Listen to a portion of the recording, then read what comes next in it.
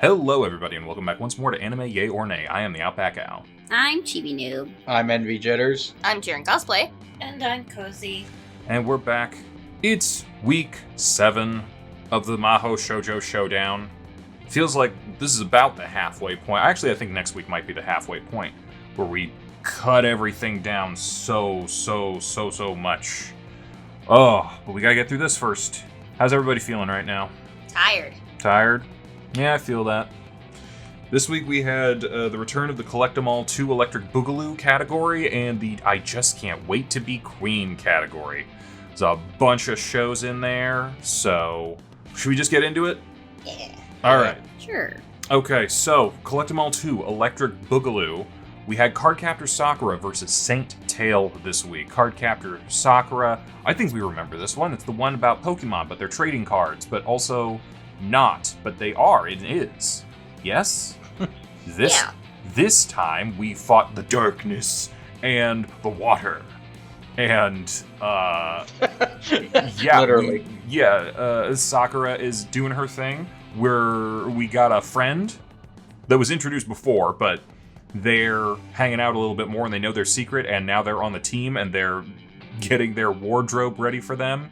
And Kiro is saying, hey, you gotta do different stuff to catch different things, and we gotta go catch different things. And the shadow monsters are taking over the school and throwing desks around everywhere, so they come at night to try to get the shadow monsters beaten.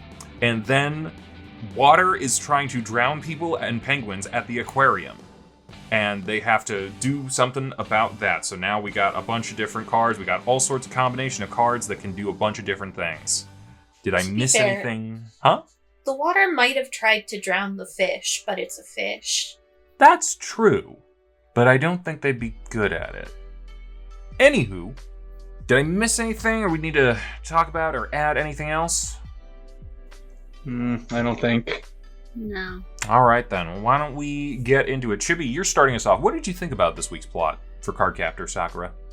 So, I think overall, it's kind of more... I'm gonna say Monster of the Week because we just went up against two different forces this week of the Shadow card and the Water card. And sort of just trying to piece together what cards these are and just sort of how to go about trapping them. Because with the Shadow card, it was more about it's affected by light. You know, if there's nowhere for it to go, it needs somewhere for a shadow to form. And then for the Water card, it's for the elemental cards, they're kind of hard to beat unless you have another elemental card. But Sakura figured a way out to fix it because of the freezer for the fishes getting mentioned in the aquarium. So that was sort of how that went. And it's a good way to show her cleverness and things that she can sort of think outside the box a little bit. But yeah, I would say these were fine. I enjoyed getting to see more cards, and yeah. Basically, Chip said, it's Monster of the Week or Card Monsters of the Week, if you want to be technical. The plots are really pretty much Sakura, or Sakura as they keep saying, how they're presented a problem and how are you going to fix it. And it's almost like the side characters have to figure out how to do it before she does. But yeah, I mean, they were... The plots themselves were fine on their own. I mean, it's I think the original series is 50 episodes or so it's going to be a long haul before you get all the cards. So I remember when I was writing down, I actually took some notes this time. When I was writing my notes, I said, wow, for the Shadow Monster, and they stacked up on the desk, I said, wow, the Shadows turned the school into a Shaft anime. And I also said that Sakura's friend is basically a confidant / filmmaker / stylist / Q from James Bond all in one. And then whenever the water monster was threatening the penguins, I said, don't you dare threaten the penguins, damn it. But otherwise, yeah, those are my thoughts of the plot. For plot, I said she stole her brother's boyfriend, and for the date, the boyfriend took her to her brother's work so he could see him. I didn't mention that for a plot. I'm going to mention that in characters, by the way, the whole brother's friend thing. Boyfriend. He's canonically the boyfriend. They're canonically dating. Yeah. Oh, I didn't know that. Never mind then. Never mind. Knew it. Yep. Like, we were joking about it, and then I was not joking. I was joking about it, and then I Googled it. Because I was looking up his age. Because it turns out he works at the aquarium. I was like, is this just like a after-school job? Like a part-time thing? Or is this his actual job? Because I forgot in the first episode we see him going to school. So I was looking up his age, and it was listed as dating whatever blonde-haired guy's name is. Yeah. Like, oh! Because he was like, yeah, I wasn't joking. I wasn't being like, haha, they're gay. Like, they're actually gay. Like, oh! And Yeah, I feel like everyone saw that coming. Yeah, Toya is basically the parent in the relationship with his family. So it's less Yukito, like, allowing Sakura's crush and more trying to get in good with her because she's basically Toya's daughter at this point. That makes me feel a whole lot better, especially with the quote-unquote date in the third episode. Yeah. It wasn't a date. He was just going to see Toya. He's like, look, I brought Sakura too. See, I'm good with the family. From him said it's cute. He's like, I want to make sure like his sister likes me too. Not in that way. Just like getting good with the family. Okay, that issue that solves one problem. But sorry to interrupt. Go ahead, Gozi. I feel like a lot of these 2 episodes was Tomoyo really showing Sakura up as a magical girl and the power of wealth. Indiscriminate wealth just beats actual magical girl powers half the time. Because, like, Tomoyo did a much better job at capturing the cards than Sakura did. And then the other thing I just want to know is Yukito is like a little psychopath in these episodes, but he's Toya's little psychopath, and it's cute. The axe moment, I completely forgot that was in there, and like the way I could not stop laughing. But yeah, like it is very Monster of the Week right now, but we're learning more like about Sakura's life more than anything, I feel like.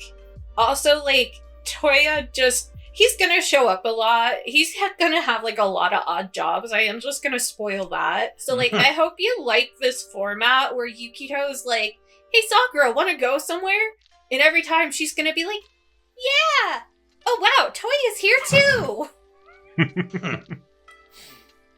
Honestly, nothing for nothing. I do kind of like that format a little bit. I had fun with these episodes. These, they're pretty good.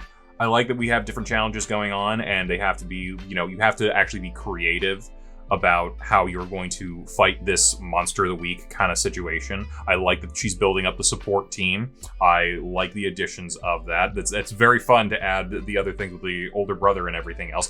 My whole thing about, like, how old or something they were, my just whole assumption is that Sakura was a surprise baby. And like the parents just were like, no, our son's gonna be an adult very soon. Oh, I guess we're having another now. Okay, hopefully they get along. She's what, like 11? Yeah, she's like elementary school. She's like 9. She's like in 4th grade. Yeah, Okay. so And he's 16. He's 16. He graduates over the course of the series and goes to college. yeah, I could see that. I feel like we have mentioned this before. It is fun sibling dynamics, but we can talk about that a little bit more in characters and that. Yeah, overall, I'm a yay here. I think these were a good extension of the first episode, and they're kind of expanding on what we started with, and it's expanding in a fun way. So, Envy, why don't you take us into characters? Well, I was going to go on a little bit of a rant about Yukiko because I was worried, oh no, is he a pedo? Like, who takes a 4th grader on an aquarium date to thank for pancakes? But I'd now like to that point I out, at realize no that point did he say the word date. I know, but it just, the way it kind of just, I don't know, the optics didn't look good for me. we're seeing it very much from Sakura's point of view, not from his, so Yeah, but everything now that is you guys, colored. yeah, Sorry. But now that you explained to me that they're dating, it's pretty much, oh hey, I'm going to spend time with my future sister-in-law. So it's like that helps out. Yeah. He's trying to be a good mom. Yeah. He's already got the haircut. as far as the other characters, I do like Tomio. Like, I do like her snarky / competent personality. I wrote down on my notes, she's a real bro / magical girl otaku. And I also said she probably should have been the Cardcaptor because, like, she has no qualms about anything. Like, Sakura is always afraid until the last minute, and Tomio was like the real one that solved at least the shadow monster. She was the one that figured out how to defeat him. I also wrote down, because you mentioned the axe. Yeah, that axe thing caught me off guard too. I said, he seems really good with an axe. Too good. But yeah, characters I thought were fine. I mean, Sakura is a 9-year-old. I mean, I'd probably be nervous too if I was tasked with defeating these magical beings. That's pretty much about it. I wrote down, this is the healthiest sibling relationship we've seen in this tournament. I also wrote down Nordic flag fashion. There was that one episode where Sakura was wearing the Danish flag, and then she had a little Swedish flag pillow. Like, what's happening? Product placement. I don't know. Product placement for the country of Denmark. They're trying to corner that Nordic market. Dang. Look at Japan go. I mean, they have a lot of history together. They both love killing whales. Oh. I also put Tomoyo would make a much better Cardcaptor than Sakura. I'll get into this more in production, I think, but I feel like Sakura in this dub is just a little bit annoying. Yes. Yeah. I hate her voice so much. Ugh. And, like, that's really not, like, you're not supposed to find her annoying. Like, she was my favorite character. Oh of, no, like, just all time. like I liked her too back when I first watched this with the other dub. But to me she was like a lot older, so I thought she was like cool. Well, like, I've rewatched it a couple times, and I've also watched it in, like, the sub. It just, man, I don't like her in this iteration, and it makes me very sad, because she is one of my favorite characters. We have some Dead Moms Club going on, which is always fun. The dad is really kind of an absenteeism father, as I already said. He's kind of in love with archaeology and archaeology alone. I mean, he did love his wife, but she's dead now, so of course he can no longer take care of the children. Ooh, parentifying the eldest! I do really love the relationship between Toya and Sakura, especially as it relates to Yukito, because he knows she has a crush on him, and he could be, like, a total dick about it, but he isn't. Like, he's letting her have, like, her healthy first crush, and, like, he doesn't mind that they're spending time together, knowing that she has that crush on him, because he just actually really wants what's best for her. And also, like, we had a really great moment of where they're annoyed with each other a lot, but the second she was in actual danger, his foremost priority was making sure she was okay. He wasn't as worried about Yukito. He's like, my little psychopath will be okay. And then he turns around and he's like, yeah, there he is. Anyway, I like the characters. And again, Tomoyo is also, like, they've watered her character down a lot too, which I will also get into in production because I think it was a dub choice. But, like, they're all such fun characters. They're silly and I love them. Yeah, I'm in agreement with that. I like that we took more time with them this time around. I think they're great additions to the cast, especially if we're moving forward, we're going to be seeing more of them.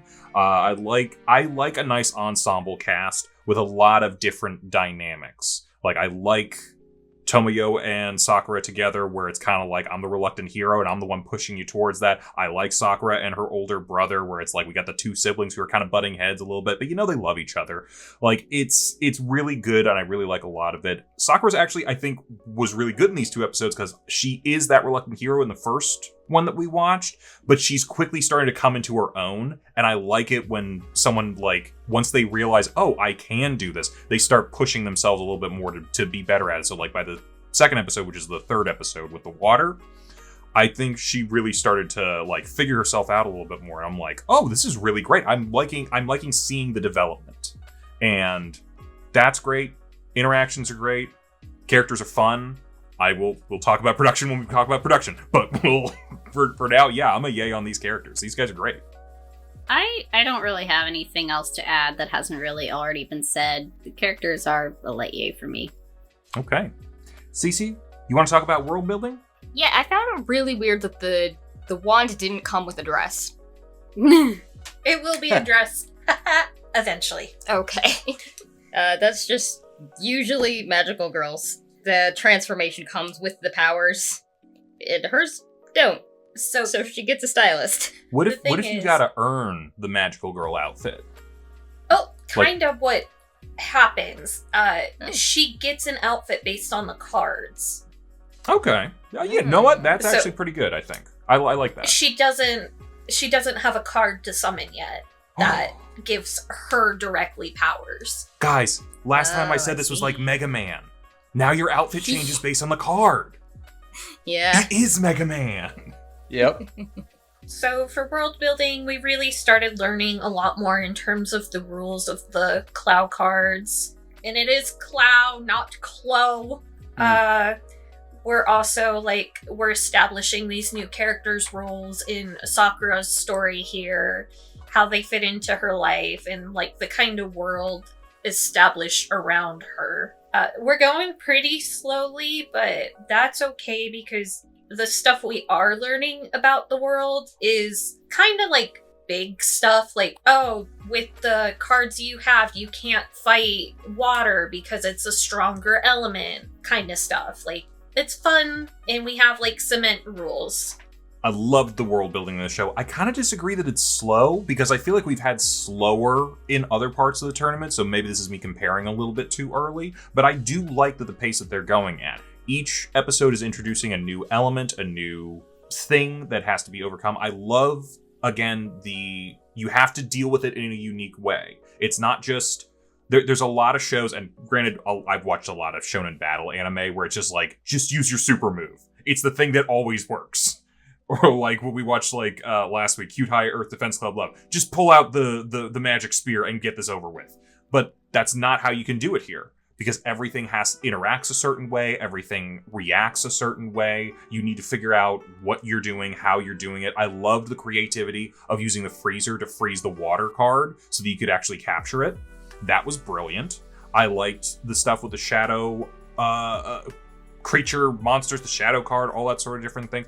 All these cards, and especially because we know there's a lot, I'm very excited to see what is going to be the next thing. Because at no point are they just going to be able to be I don't want to rip on stuff like Dragon Ball Z or something, but eventually it did become who could fart the biggest to make the biggest explosion. And it's okay, that's not as interesting as coming up with a creative way to problem solve and fight your way through this situation. And I like that we're doing that. I hope it continues. And if it does, fantastic. Full yay. So, yeah, along with we're getting introduced to more of the cards, and kind of a little bit what to expect from the cards, because we, as they mentioned with the episode with the water card, that we're getting elemental sort of cards. So we already have wind and water. That means that there's going to be a fire and an earth card. And we already have a shadow card, which I'm going to assume that there's an opposite to that card as well, so that's probably light. I can't remember if I've actually seen that episode in the original dub, but I'm pretty sure it exists. I think the green guy has light. Oh, Lee? Okay. Spoilers. Come on now. I'm actually interested in what's going on. We haven't met him yet. I don't think we're going to meet him throughout the tournament. Doesn't matter. I might be watching this after the tournament. You don't know. Yeah, it takes a while before he shows up. But yeah, I think we're on a good trajectory with how the world is unfolding and kind of building out the cards and seeing what they're doing and kind of leading us into that trajectory, and also sort of with how things operate, I guess, in her world, with her brother and Yukito, because he will be important later, as well as other things. But knowing other elements that I know from future episodes, there's a lot more to come. So yeah. I guess I'm kind of in the minority where I thought the world building was kind of so-so. Like, I do like how you're explaining how each card works and how to defeat them, but I felt like that was pretty much it. Like, I didn't think there was really anything else to the world building. I mean, if you count, exploring the characters' personalities, but I consider that more under characters, not world building. And yeah, the whole Mega Man aspect is cool, but I just thought that was pretty much it for world building. There really wasn't much else to it. Or at least that's how I saw it. So it's kind of a meh for me personally. All right, Cozy, I think you really want to talk about production, don't you? I Go have on. a lot of feelings, okay? Alright, so first and foremost, Clamp has beautiful animation. It has beautiful art.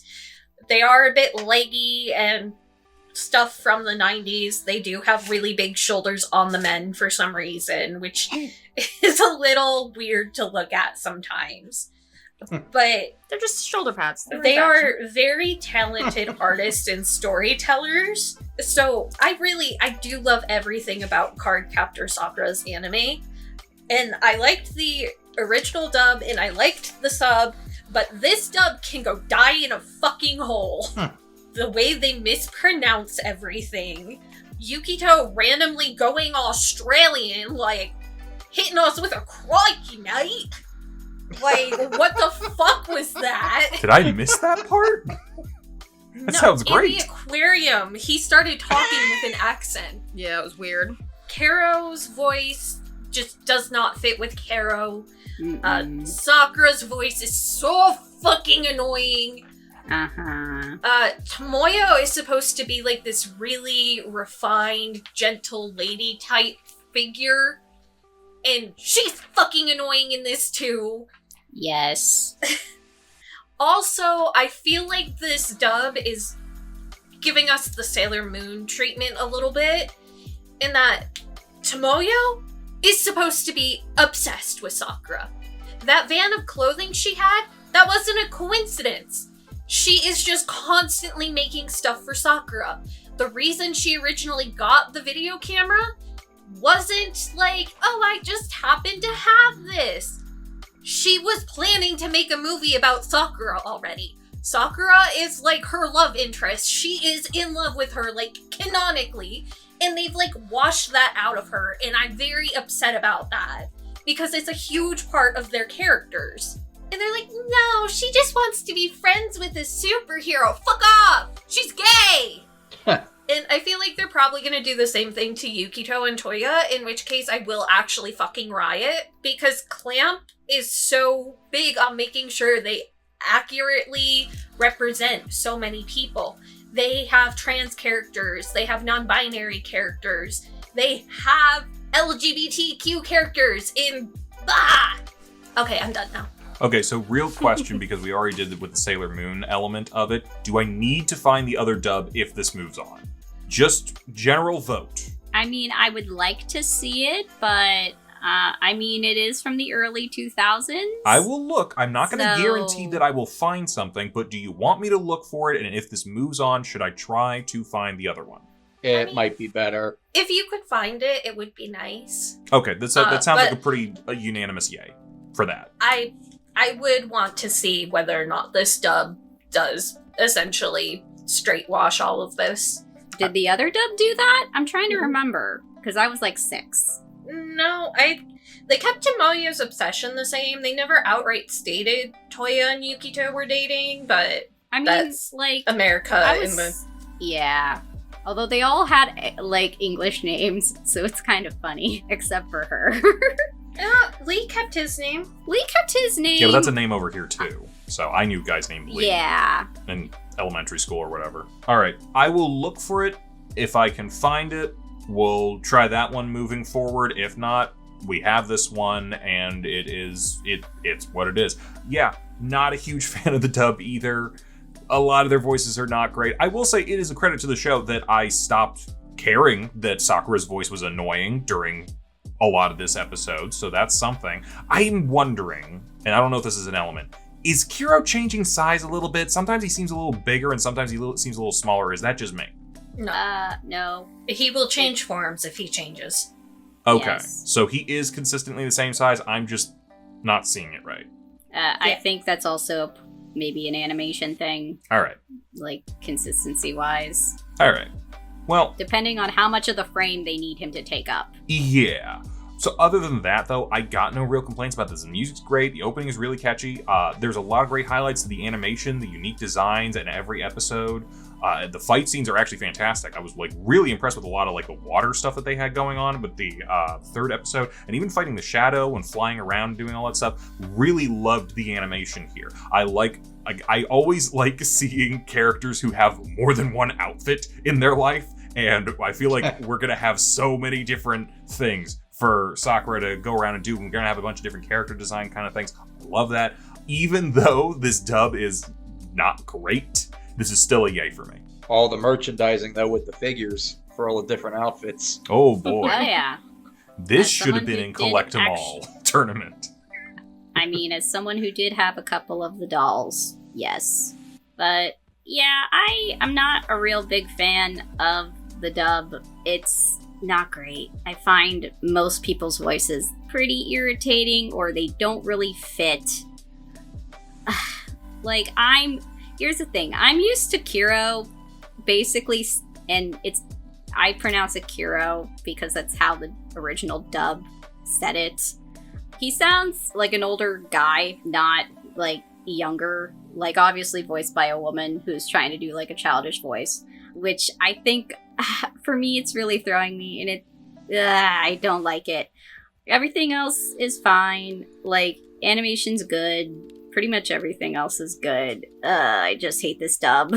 Well, I mean, not to beat a dead horse, but I will say I didn't hate the voices of the other characters. I really only didn't like Sakura's voice, which, I mean, when it's the main character, that is a big problem. But yeah, it was kind of annoying to me, and I thought I was going to be the only one that felt that, so I'm glad I'm not the only one that felt that. I actually did kind of like Tomio's voice, and I will understand though why Cozy's upset if they drastically changed the point of the character, but I still kind of found it kind of hilarious, like her accent and her craziness. The other characters I thought were fine, but yeah, the animation was still pretty good, and I forget who said the opening in ED was a bop, but yeah, the opening in ED is a bop. Like, it's really good. I was humming it after I heard it. So I guess it's kind of a light yay for me on production.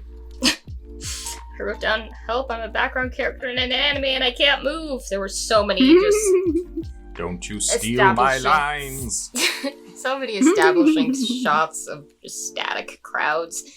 It was weird. But the animation's really pretty. And, like, what everybody else said. All right, I'll take us into final thoughts then.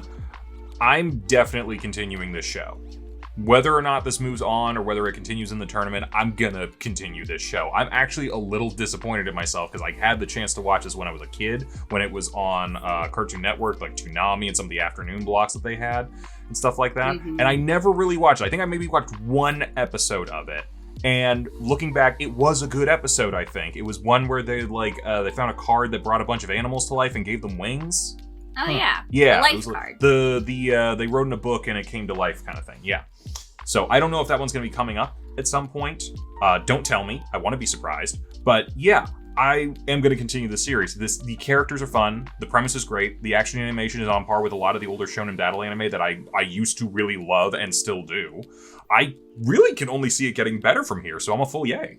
I'm a light yay for this. I like this show in general. I'm not enjoying this iteration of it so much because it's very grating on my ears. But otherwise, I think it's fine. Yeah, I mean, it's I enjoyed these 3 episodes for the most part. I could see why it became, I guess, the minor phenomenon that it was back in the day, I think it was a phenomenon, just, not the big 3 phenomenon. But yeah, I could understand why it was so popular. It has multiple iterations, and yeah, I mean, maybe if I can watch the original version of the dub or the sub, that might enjoy my experience a little bit more. But yeah, overall, it's a light yay for me for final thoughts. I would say it was still pretty big in the magical girl community way back when, so... Oh yeah, I feel it just like this... It was a big 3, like, of a different genre, if that makes sense. This, Sailor Moon, and insert name here. I feel like this was honestly, if you were actually into the magical girl genre, this was definitely more popular than Sailor Moon. Damn. Sailor Moon was for the normies that didn't Sailor watch Moon was for the anime. boys. Oh my god, don't bring it back to that. Sorry, we're past that bracket. Sailor Moon was probably for people who liked Power Rangers but wanted to also like magical girls. So you're saying it's for the boys? No, it We'll- is not. We will discuss whether Go it is. sit down. We will discuss whether it is for the boys next week. For now, Cece, your turn. I liked the show. I'm having a much better time with it than I would have thought originally going into this tournament. All I wrote down though was Tomoyo is a whole mood. I too like to film everything. I'm obviously a yay here. I didn't include this in characterization, but Tomoyo is fashion. She is fashion incarnate. Even when we're not doing like card capturing stuff, like she dresses like Sakura up just to dress her up. Like, it's so cute. Envy, I don't know if you thought this, but the Jester outfit definitely looks like Jack Frost from the Persona series. I didn't think about it then, but now that you mention it, yeah, it does seem like that. That's all I could think of while I was watching it. Also, there was a moment where... Can you give me the thing so I can see the exact quote? I wrote it down. She said, "I won't be cute if I die," in regards to, like, not actually fighting with the cards. And I'm like, what priorities? I gotta be real. All I want now is a redub of this where Tomoyo is Edna from The Incredibles. Yeah. No kip. Who are you? Who sent you? What do you want? My god, you've gotten fat. Come in! But she would never do that because she loves Sakura. I There's know, someone but- else she makes costumes for later that she hates, but... Alright, so why don't we talk about Cardcaptor's competitor, the other finalist from the Collect 'em All 2 Electric Boogaloo category, Saint Tail. So, what happens in Saint Tail? We already know we got a phantom thief named Mei, and she's got a nun friend and a not friend who's in with the cops and all that, and she's going around stealing back things that ought not have been stolen in the first place, but they were. So, what did we steal this time? There was a crown that was stolen and hidden in a clock tower, and we had to get that without making everyone think the police were also in on the robbery, or at the very least the junior detective was not in on the robbery. And then we finally got a mascot for this magical girl. It's a little hedgehog that laughs at her a lot. And it was forced to eat a diamond that was stolen by the brother of someone else that also owned it. And we had to get the hedgehog to puke back up the diamond so that, well, it actually sneezed it up. So let's be fair about that. And yeah, so did I miss anything? No. Cool. Alrighty. Chibi, why don't you tell us what you thought about that plot? I liked these episodes. They kept me pretty focused for the most part. This is more another thing, and I think it's more just because, like, there is an overarching plot with a lot of these series, so it's kind of like the series itself ends up being episodic, so it's kind of like, instead of Monster of the Week, it's Heist of the Week, I guess, is what we could call this. But I enjoyed these, and the thing is like, with these Heists of the Week, it's like, they have similar elements, but they're pretty different for, like, what's going on. With the Tiara, it's one person who's basically trying to, like, show that because Mamie decided to do the Phantom Thief thing and send a calling card saying, "Hey, I'm gonna be here to steal this thing tonight." That it kind of, sort of got them in a situation where everyone was like, oh, maybe they're working together. Maybe they're in cahoots. And so the one guy's, like, trying to sort of, like, catch them in the act that, they're working together, but they're not. And then the third episode with the hedgehog, I love Ruby. I'll save that for characters, but I was just like, oh no, you give me an adorable mascot who just makes noises. But I enjoyed that episode because, like, she sees the hedgehog likes her. She likes the hedgehog. She goes home to her parents to ask if she can have the hedgehog. They say yes, but then it turns out the guy sold it to some guy who fed the hedgehog a diamond. And I was just like, why would you feed the hedgehog a diamond, you cruel bastard? He plays too much Sonic the Hedgehog. He thought he would go faster. No, that's not how that works. But yeah, no, I enjoyed it. I enjoyed these quite a bit. Yay. Yeah, your enthusiasm, Al, for Cardcaptor Sakura, that's how I feel about Saint Tail. Because, like, I'll just spoil it. I pretty much loved nearly everything about first 3 episodes. Like, I do have some minor complaints, which I'll get to later, but yeah, I love the structure of the show. I love how Saint Tail is a phantom thief and, you know, steals from the evil and gives back to the, I guess, where they're originally from. And I love the dynamics. I love the way the characters interact with each other. I mean, yeah, there are some things you could nitpick, like how Chibs was saying, how why would she send a calling card out? But I just think it's more of she's just fucking with him or just wants to see him, or both. A little bit of both. Let's be honest also, here. Let's be real about it. She's entering her Joker era, okay? Yes. That could be 2 things, because Joker's the main protagonist of Persona 5. I don't know that. I'm talking about Batman now. Let me have I Batman. know, damn it. That's why I said 2 things. Batman is for the boys. Yeah, I like the dynamic of that. I love all the dynamics of the characters. Yeah, I just like the vibe of the show. Like, I really enjoyed it. And I will say, though, it is kind of idiotic how Junior is like the only one doing any kind of stakeout. Like, you know that he would tell his dad about the calling cards, and the chief and no police officers go to any of their houses for where the crimes are being at that we know of. So it's just like, he's like Commissioner Gordon from the old Batman films, like not the Gary Oldman one, but like from the 80s and 90s Tim Burton films. Feels like some unnecessary hate for Commissioner Gordon, but okay. I mean, he didn't do anything in those films. Let's be real. You gotta rewatch that first one. I will give you, he is useless in Batman and Robin, but he is a relatively important supporting character in the '89 film.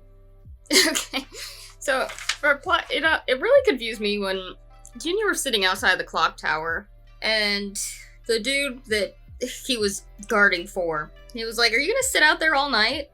And Junior was like, "Only until 6." But they didn't say 6 a.m. or 6 p.m. If it was 6 p.m., like, it was already really dark out and they were discussing it and he had to climb up there, which means the sun was setting at like 3 or 4 p.m. Also, he was at school. And if it was 6 a.m., then yeah, that's all night. It's morning now. Also, how did they know which face it was on? Didn't he point it out? He said it was on the hour hand, but there were multiple faces of the clock tower. I feel like he would have told him this face. But what about Saint Tail? She just went to the one that he was at. Alright. That's fine. I also really liked it when she threw the birds at people. Go Gadget, flock of pigeons. Go Gadget, Alfred Hitchcock film. Also, what was the potato side story? Why is buying a potato so embarrassing? And why can't we have potato trucks? I would love a sweet potato truck. That would be fantastic. Same. Honestly, I don't like sweet potatoes. I want normal potatoes on there too. I think it was just more of she didn't want to be seen with him, you know, because she clearly doesn't like him or anything. What? No, it's not like they said that a bunch of times. She was hiding out, getting ready to like dart out to the truck. Yeah, she was like, before she even knew he was around, she was like, I can't let anybody see me. And then he was like, what are you doing? You getting potatoes? She's like, no, I don't even like potatoes. It was very odd. It was a very odd interlude. So, these 2 episodes, episode 2 is very much Mamie learns the consequences of her own actions, and then episode 3 is Mamie learns about the consequences of capitalism. Yep. Because she was so upset about that hedgehog being bought before she came back for it. I do have some minor issues with the decision making, like with the pigeons in her saving Junior. Okay, cool. That makes sense. Why didn't you use that to attack the guy when he was actively trying to murder you by popping all your balloons? I feel like that was a more urgent situation. The guy who fed the ring to the hedgehog, I just want to know the thought process of why it had to specifically be a hedgehog. I just, like, the hedgehog would have choked on... I'm sorry, it wasn't a ring, it was just the diamond. The hedgehog would have absolutely choked on that, and I don't know if you guys have ever actually held, like, a hedgehog. They're small. I was also thinking, like, oh, maybe he's, like, they can't, like, check it because it's spiky, but hedgehog spikes and spines aren't sharp to, like, humans. We normally hold them on their backs. Honestly, like, their quills are actually, like, soft. Yeah. So I just, like, I know it was to set up the conflict for Mimi, but, like, I really just... What was going on in this guy's head? Nothing. Honestly, since she sneezed it out, I kind of thought that he shoved it up her nose instead of down her throat. But why a hedgehog? He was at a pet store. Maybe they figured a hedgehog would be a cute mascot animal that we haven't seen before.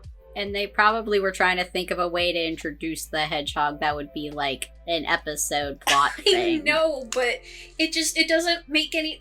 It's like, give him, like, some motivation. Be like, oh yeah, he really likes hedgehogs. Or like I said, have him be like, aha, no one would ever, like, squeeze the hedgehog because its spines are sharp. But, like, they gave us no reason why he specifically insisted it needed to be a hedgehog that he hid it in. They're hoping we won't think too hard about it. I'm thinking too hard about it. My suspension of disbelief. Well, I enjoy these episodes a lot. I like that we're continuing the adventures of Saint Tail and the various ill-gotten gains and whatnot, getting stuff back to the rightful owners. I am a fan of heist movies. I used to really love Ocean's 11 a lot. I don't understand why no one is bringing up the most important element of these plots. We are seeing the constant battles between a pair of adorable tsunderes on the opposite ends of the law trying to outsmart each other every step of the way.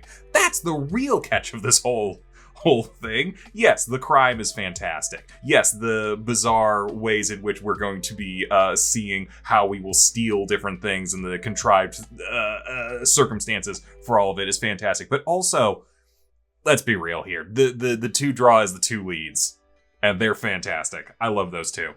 We could talk about that a little bit more in characters. Speaking of, Envy, why don't you take us into that?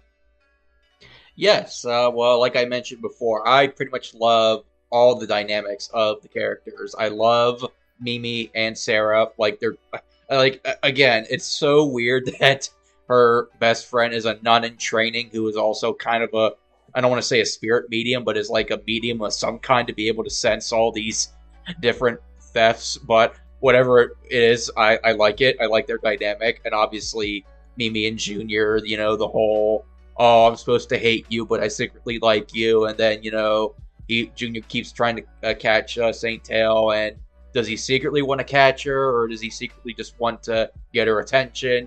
We'll never know. Wink, wink, nudge, nudge. I even like the parents. I thought, you know, the parents were very nice, and obviously with Ruby, I thought it was weird at first for her introduction, where she literally was laughing at Mimi nearly getting run over. But other than that, yeah, she was adorable, and they are cute together as pet and owner. So, and then, you know, the villains of the week are the scumbag villains of the week, you know. But I did like the dynamic of the two brothers, you know, arguing over or renting over the diamond. But, you know, I kind of feel like sharing a diamond like you're sharing a DVD or a movie. Like, oh, you're 2 months. It was split custody, like it was a child. Yeah. Yeah, exactly. So it's like, okay, weird. I don't know if you can do that in court or not, but whatever. You take every other day, and then we rotate Sundays. Yeah. But yeah, other than that, yeah, like I said, I really loved all the characters and their dynamics. I do have one complaint character-wise, but I'll get into that in world building. But yeah, it's a full yay for me when it comes to characters. I love when Junior pulls his badge out and he's like, I'm a detective. Junior grade. Like, yeah, you're like 12. Of course you're junior grade. It's not even a badge, it's a medal from the mayor's office. Yeah, it's like a little ribbon. I also wrote drag his ass, Sarah. I don't remember what that was in reference to, but I guess she delivered some burn. Yes. So I was not at the note-taking station while we were watching these episodes. So I had Cece write down for me, Dad was using his man eyes, and I think that was in reference to the dad being like, I can't find my balloons! And the mom was like, where did you look? And he was like, really nowhere! I was just like, oh man, that is such a man thing to do. I don't like him or anything with Mamie. I enjoyed the dynamic the first episode. It is getting a little old the longer it continues. Especially, because they've already established it's not true. They keep hinting that they're realizing, and then they're just going back to the, no, we don't like them.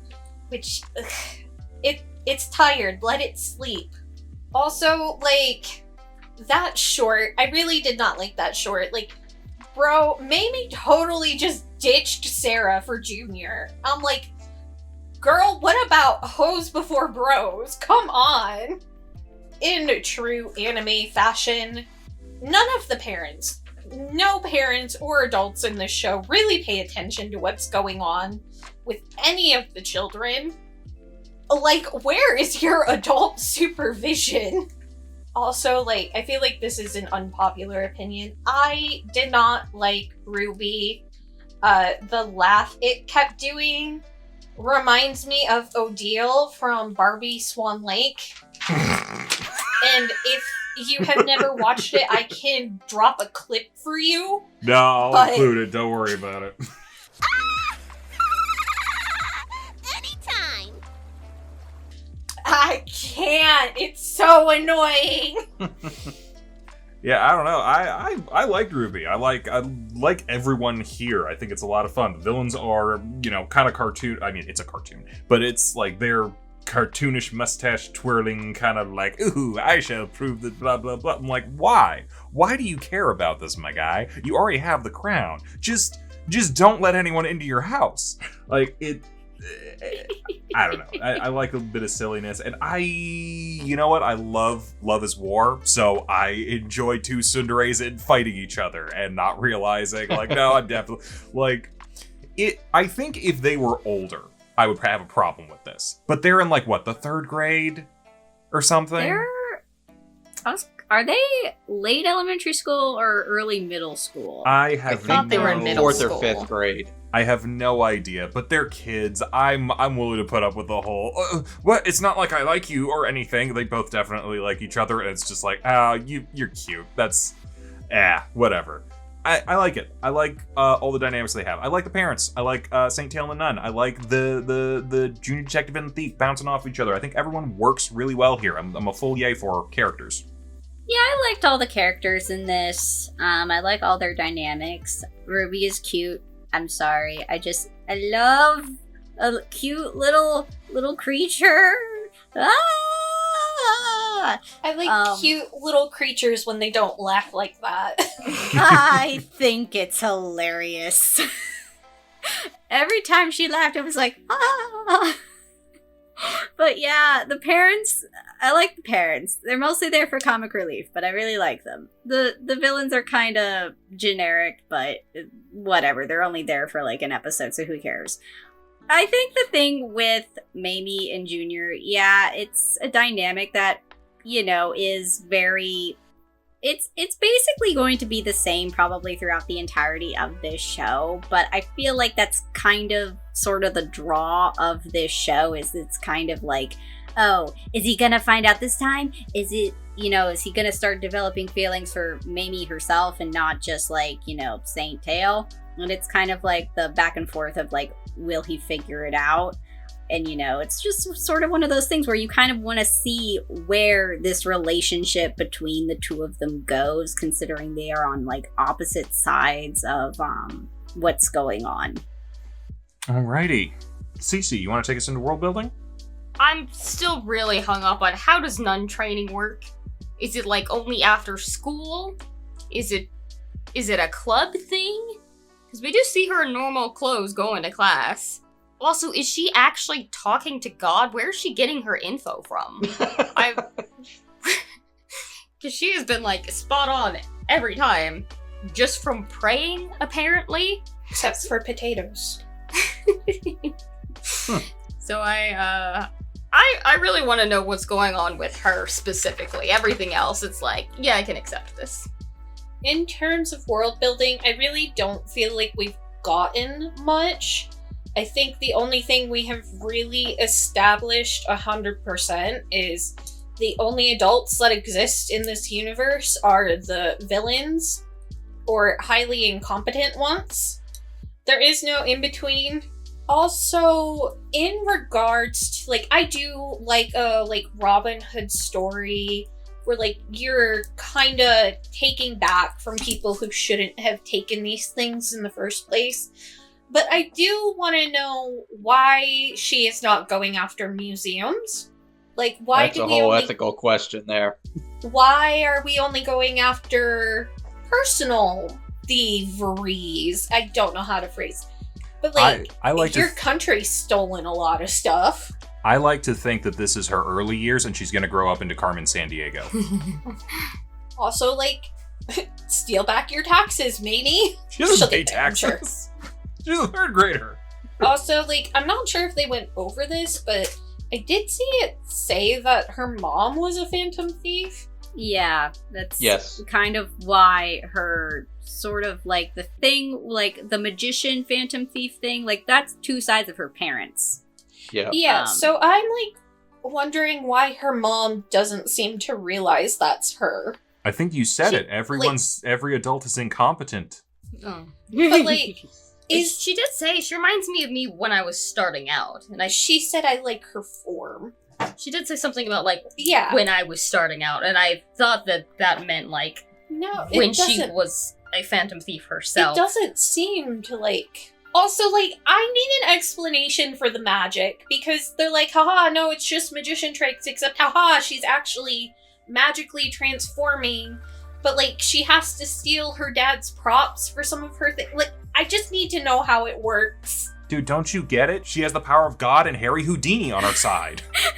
I'm like, they don't throw the Catholicism in there for no reason. I just, like, was her mom, like, the same kind of phantom thief, or was her mom just, like, a regular phantom thief? I don't know. We'll probably get that explanation at some point. I just have questions. It just raises too many questions. I like having questions. Man, I like having questions too.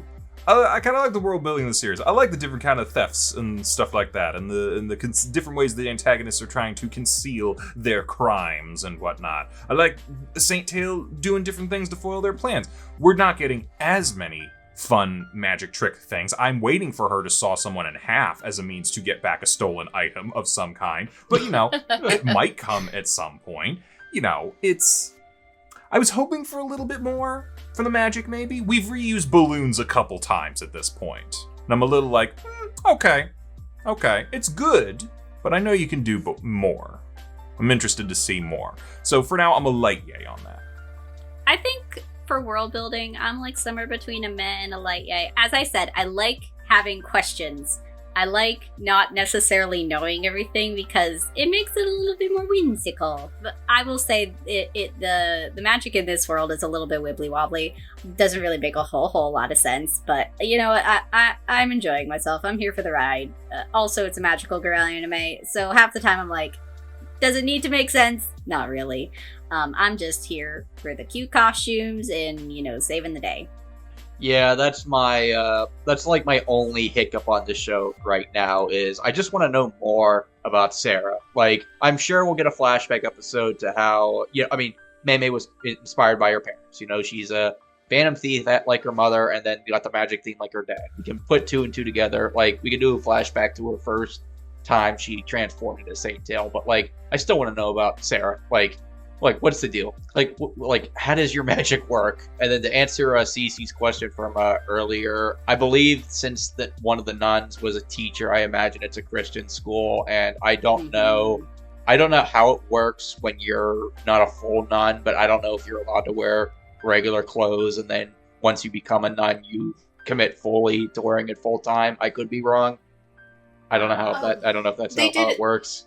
They did establish this is a Catholic school. Yeah, it is a Catholic school. I mean, I'm not sure nuns wearing the habit, like, I'm not sure, like, I know they have to wear it, but I'm not sure, like, how strict they are about wearing it, like, all the time or whatever. But also, like, if she's a nun in training, and it's a school uniform, they might make exceptions. So yeah, right now, you know, everything else that I mentioned that I liked about the plot and characters, I guess you could kind of translate to world building a little bit. But as far as the main world building of, you know, the magical girl aspect, I do think it's definitely got me intrigued, very much so. And I do want the answers, but I don't know if we'll get the answers soon. So that's why I'm kind of a meh right now for world building. All right. Cozy, why don't you take us into production? So, same thing with this as I had with Sakura. Like, the animation's okay. They are reusing some bits and bobs, obviously. But the dub is really just getting to me. And it's worse the more they all interact with each other. Like, there was a moment, I think it was when the guy was, like, popping her balloons and she was supposedly going to fall to her death. She was just like, ah! I'm like, bravo, give this girl an Oscar. That was so convincing. There's a lot of points where someone's, like, talking and they're trying to, like, imply they're talking nonsense, so they just go, I'm like, what is that? I believe the industry term is walla. Was that when the potato episode was going on? I could not tell you. Well, because I remember that, because, like, the dad chased them down on the bicycle, and then I'm like, oh my god, he turned into a parent from the Peanuts. Yeah. Yeah, that was it. Oh, they're 14. Where? Okay, so they're in, like, their last year in middle school. I don't believe them. Other than the dub, the only thing that kind of bothers me is I don't like how they draw the eyes. The eyes freak me out a little bit. And, like, it's usually only, like, specific shots where they have, like, lots of, like, highlights in there. I'm like, this... I don't know what it looks like, but it doesn't look like an eye.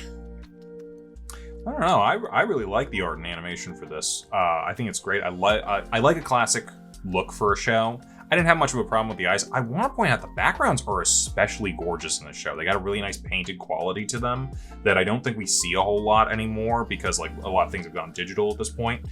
But I really like that. I enjoyed the dub. I liked a lot of the line read between a lot of the characters. I enjoyed the music and the general vibe of the show that the show was giving off. And I actually had fun with that. Like, they changed it up to a chibi short thing. Was it pointless? Absolutely. Were they just padding the runtime because I guess they made that clock tower heist a little too short? Yeah, but I don't care. I was having fun. This show is a lot of great vibes, so I'm a yay.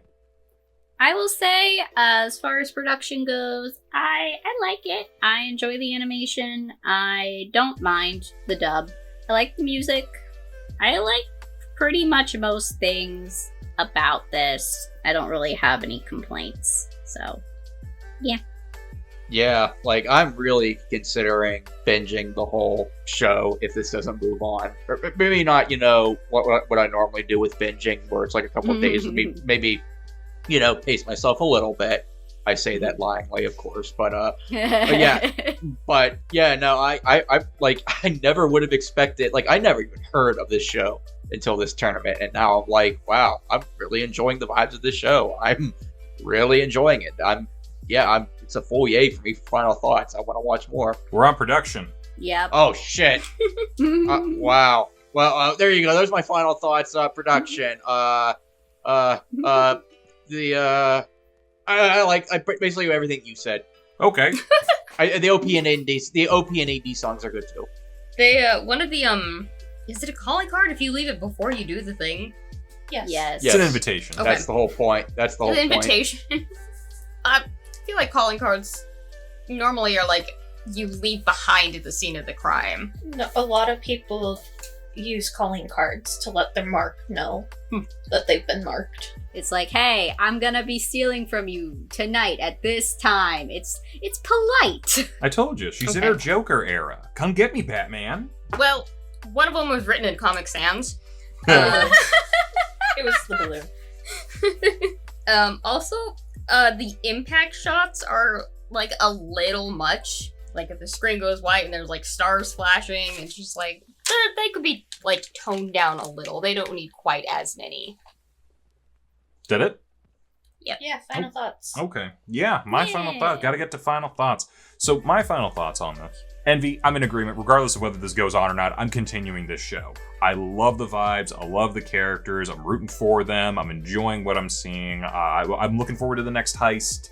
I'm looking forward to the two leads messing with each other and trying to outdo the others. Well, one is really just playing catch up, honestly. Like, he really cannot beat Saint Tail at this point. But it's fun to watch him try. And yeah, I'm a full yay. I love this show. Yeah, I would also say I'm a yay. Generally, I like this show. I think it's fun. Are there probably points where I feel like it could be a bit better? Yeah, definitely. But I would say for what this is, and like the story it's trying to tell, I would say it's accomplishing what it's doing. So yeah, We're skipping and going We again. kind of got your Yeah. thoughts, but why don't you, just for the sake of it, Envy, tell us what your final yay or nay was? It was it was a yay. My final thought is I'm a little concerned with how often Junior says about his dad. His bark is worse than his bite. Most of the time. Like, bro, do we need to call CPS? Yes. Even regardless of whether or not his dad is biting him, CPS should be called because he's letting his son out past curfew, unsupervised, to go into these dangerous situations. Hey now, let's be real. The mayor is the one doing that. That's true. This show is also a yay for me. I like the show. I want to keep watching it. There was a point where she went super duper snooper.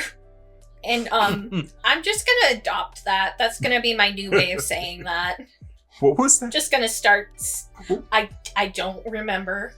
So just say it for anything. Yep. Again, I'm really getting tired of the. I don't like the will they won't they type shows, or like any show where like miscommunication like that wouldn't reasonably happen in real life is like a main driving force behind the plot and the characters. It's a tired trope, okay? I don't like it. So overall, I didn't have as much fun with these two episodes as I did with the first episode.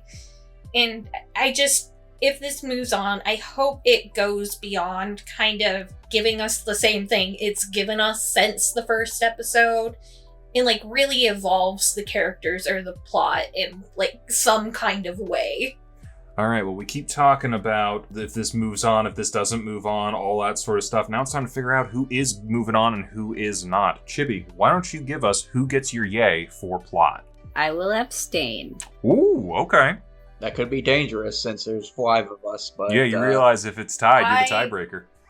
Want to note, Cece has not officially cast a vote for anything yet. Yeah, I really like both of them. I'm not. Well, quite hold on, sure. hold on. We'll get there. So, Chibi, that's an abstain. Any thoughts that go with that? Mostly just like I enjoy the plots of these for differing reasons. Sakura's, I know like that the plot is, a little slow going, but that like we're going to get more and more cards and it's going to be more of, that sort of storyline, and there's going to be different things happening. Whereas like Saint Tail, yes, the plot is gonna be kind of samey. I mean, the plot is samey for Sakura too, but it's like it's Monster of the Week kind of thing, so it's gonna be like that. But Saint Tail, like, I'm still having fun with the vibes, so yeah. All right, Envy, where are you going? Saint Tail for plot. I think I'm going with Sakura for plot.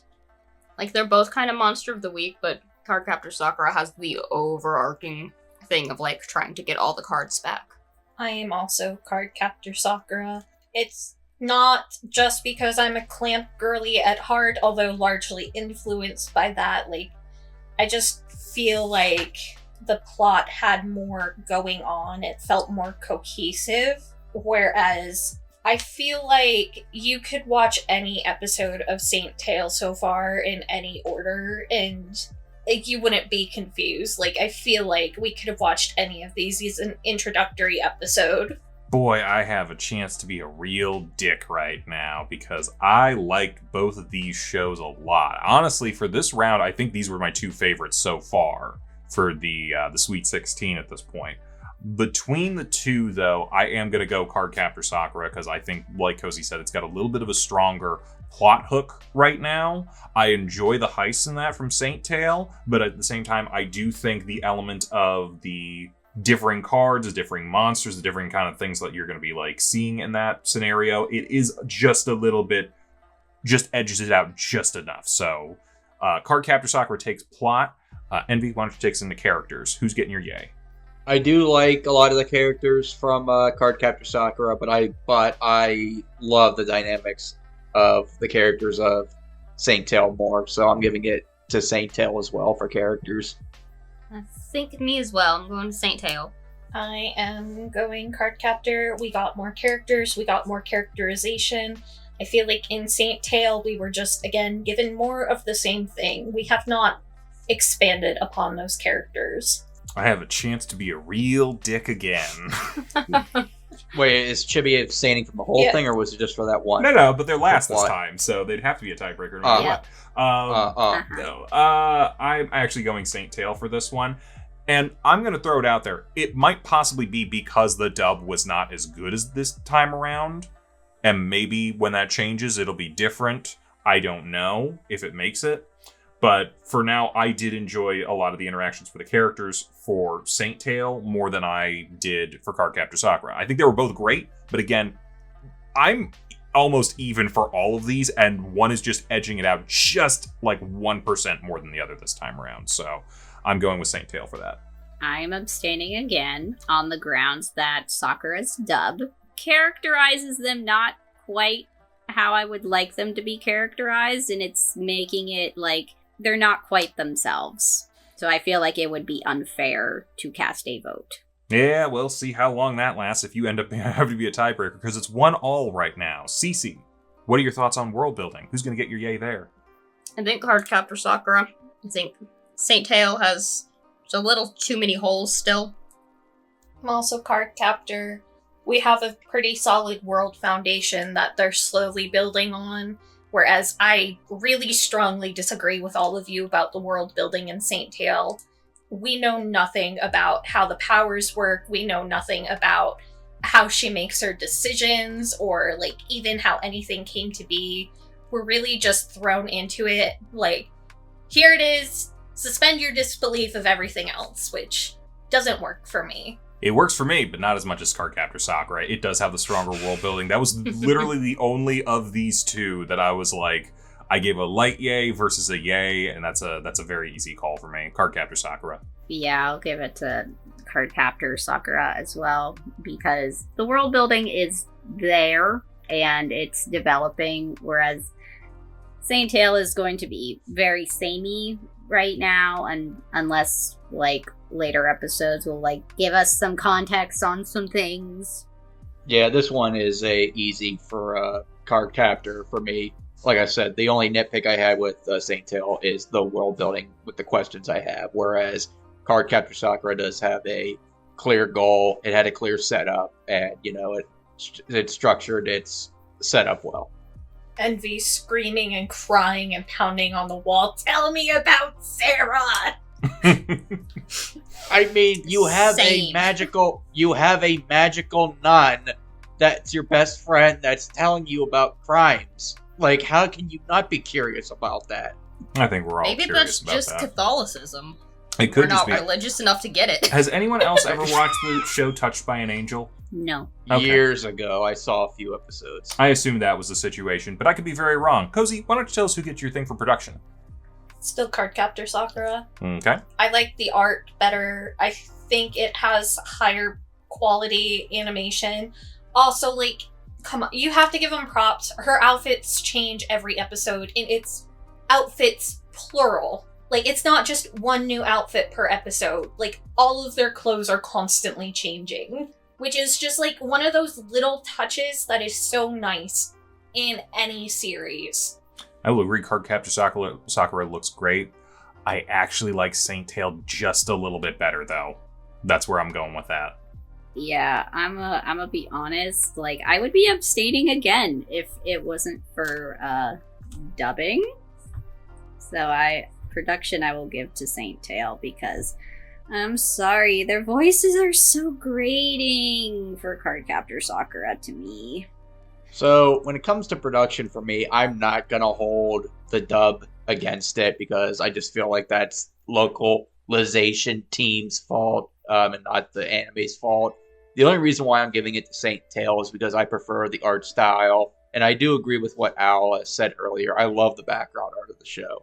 Like, I don't know what they used for the animation, whether it was traditional cell or the starting of... Yeah, but I do like the background art, and I do like the music more in Saint Tail. But not saying that Cardcaptor Sakura is bad. You're adapting from a Clamp manga, and obviously Clamp has a cult following for a reason. But yeah, I just think personally, I like Saint Tail more for production. I was going to abstain on this one, but Cozy convinced me with her with her outfits argument. So I will vote Cardcaptor Sakura. Well, Saint Tail takes matters. production, and it is 2-2 as we go into final thoughts.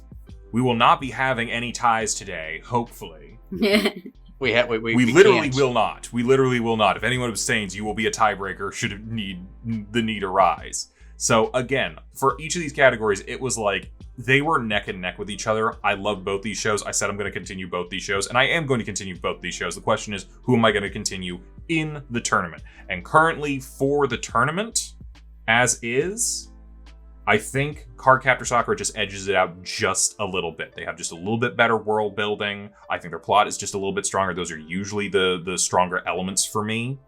And yeah, I think it's the most... It's just that 51%. I'm gonna go Sakura. That's a good term there. I like that. The 51%. Yep. I would say overall, I'll give it to Cardcaptor Sakura.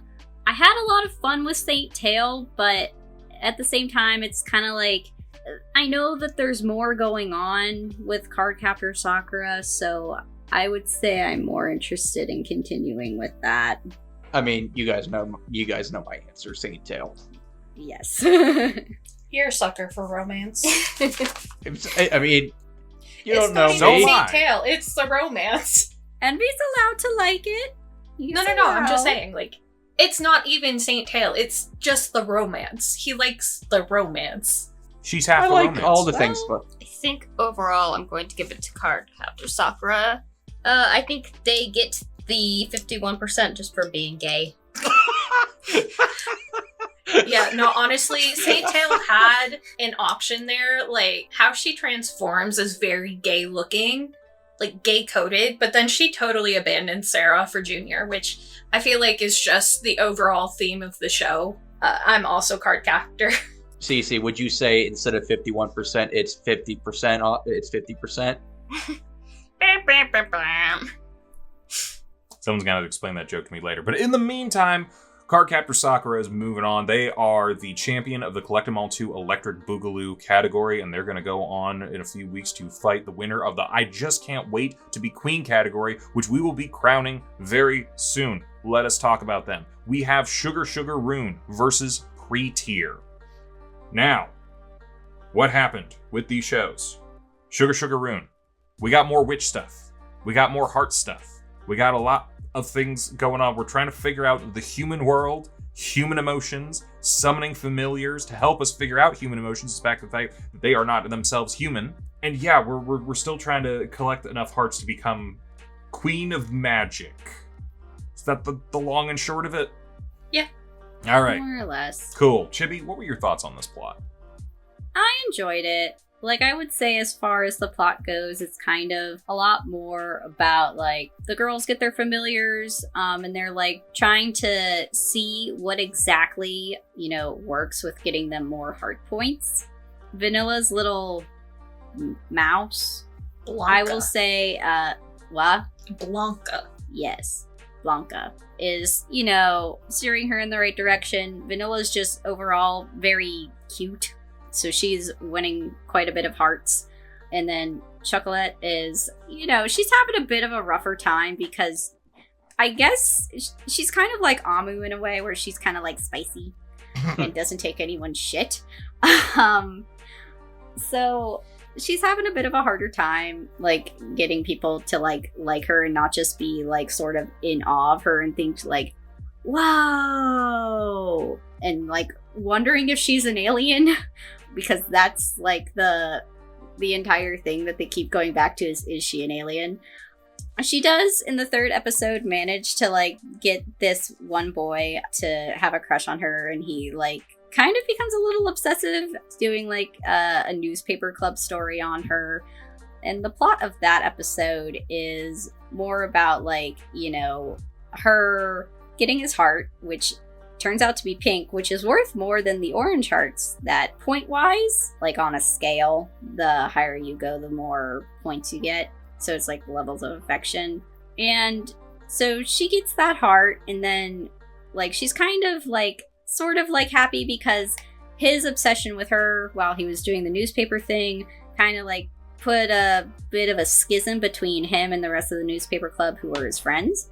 So when she takes his heart, she's kind of like a bit happy because, yay, now he can make up with his friends. But also, she's a little sad because now he, doesn't really like her anymore. He doesn't really have feelings for her. So she's, I think, a bit sad about that because I feel like it's not really often that she actually gets someone who likes her like that. So I think that was a bit of a disappointment. But I think as far as plot goes, I feel like, we're kind of seeing where this is going and sort of like what this is going to do and maybe sort of how this could affect their friendship. So I'm interested to see where it goes. When I wrote down the notes as I was watching the show, I was like, aliens or whatever you want to call them, witches learning human emotions. Because that's the basic theme I got from these two episodes, like Chocolate and Vanilla learning how humans react. And, because Chocolate thinks, oh, I can easily swoon all the boys to me, and it turns out no, middle schoolers aren't into the domineering type. You just gotta wait until you're in high school for college, then they would all fall for you. Yeah, episode 2, I thought it was okay. Like, I understand, they get they're magical girls, so they need familiars. I'll get to them when I get to characters. So I thought that was fine. And then the story about the newspaper club, I thought was fine. I mean, I don't know if I get the lesson at the end of the episode because, he loses his, basically once his heart gets taken by Chocolate, he pretty much loses all memories of that time he spent with her. So like he never learned what caused his friends really to get mad with him, at least from what I interpreted it as. And yet they're still going to be friends with him and still join the club or rejoin the club. So I was kind of a little confused about the messaging of that episode, but I guess overall it was fine for me. The plot of this was bros before hoes. Full stop. In what direction? The newspaper kid. He ditched all of his friends to hang out with Chocolate, and then she took his feelings, and he was like, actually, maybe it's just the fact that my heart is missing, but I miss my friends. And then Chocolate said something along the lines of, love can appear and disappear pretty quickly, but platonic love, your friendships, those will stick around. Is that what Blue was trying to say last week? Yes. Girls are fleeting, but the boys are forever. Oh my god. Is this one for the boys, Al? I don't know that this one is for the boys, but it's boys adjacent. So, in this one, it was really...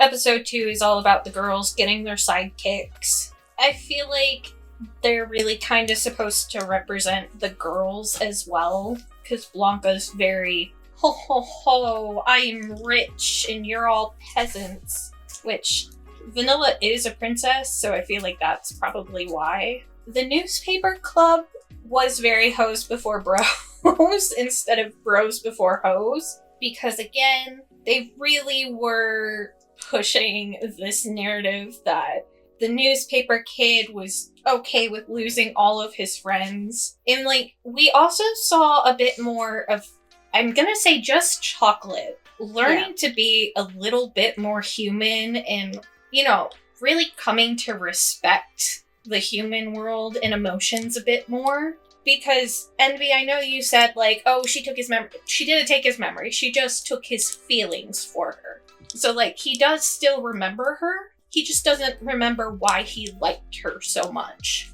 But it went beyond that because, like, she legitimately cared that him liking her was hurting him. And she wanted to fix that. Like, it's becoming more and more apparent that as much as it's about the competition, for her at least, it's also about the people. Yeah, I was really surprised by that. The second episode kind of made me think. The second episode was exactly what I thought it was going to be. It was like, we're going to make familiars, we're going to do this, we're going to do that. It was kind of whatever to me. But the third episode really like showed like, this series might actually have like a little bit more to say about like relationships. I keep using emotional manipulation. I don't know that they're trying to say a thing about that. I don't think that that's actually a thing, but it is an element here of like, how do the things that I do affect other people? How do people's feelings affect them and their relationships? Stuff like that, which was a lot more than I was expecting here. If it was just episode 2, I'd be a full meh, maybe a light nay, but I'm actually a light yay here. I'm actually kind of interested. Like, this might have something going on with it, with the plot. Was impressed. Envy, what did you think about the characters? I like Chocolate. I think Chocolate's my favorite character. Vanilla's, the traditional kudere, but she's fine. I mentioned the familiars. I don't like the familiars too much. Like, Chocolate, like Vanilla's familiars, the snooty bitch that thinks she knows best, and then the frog. I'm just going to call him the frog. The frog for Chocolate's familiar. He's, to me, a little annoying, a little bit of a playboy, or at least he attempts to be, and he keeps giving her wrong direction, so he's completely useless. The rest of the characters, I think, vary. The prince of the school, I feel like he's going to be a douche, but then they're going to make him think he's a douche for right now, but then it's probably going to be unveiled that, oh, he's a misunderstood person or something like that. I like the girls that hang around with Chocolate. It's like, nothing for nothing. Get them to confess their feelings for you. It's like, we want to be your girlfriend, but platonically, and get those points that way. The one thing I will say about, I'm just going to call him the alien guy, the one kid that always claims that both of them are aliens. It's like, he's right. That's the sad part. He's right, but he's going about it the wrong way. But yeah, it's kind of like a low meh for me right now for characters. I feel like Chocolate's really carrying it for me right now. I like the frog. I think more than an extension of themselves, I feel like their familiars are more who they're expected to be when they grow up. Almost like they're hard eggs. I wish Vanilla had more of a personality. Like, I feel like they're trying to present it as a show about the both of them, but Chocolate is the main character. I wish there was more to Vanilla, but she seems to just be like an accessory for Chocolate. Would you say that she is herself Vanilla? Yeah. A little too much.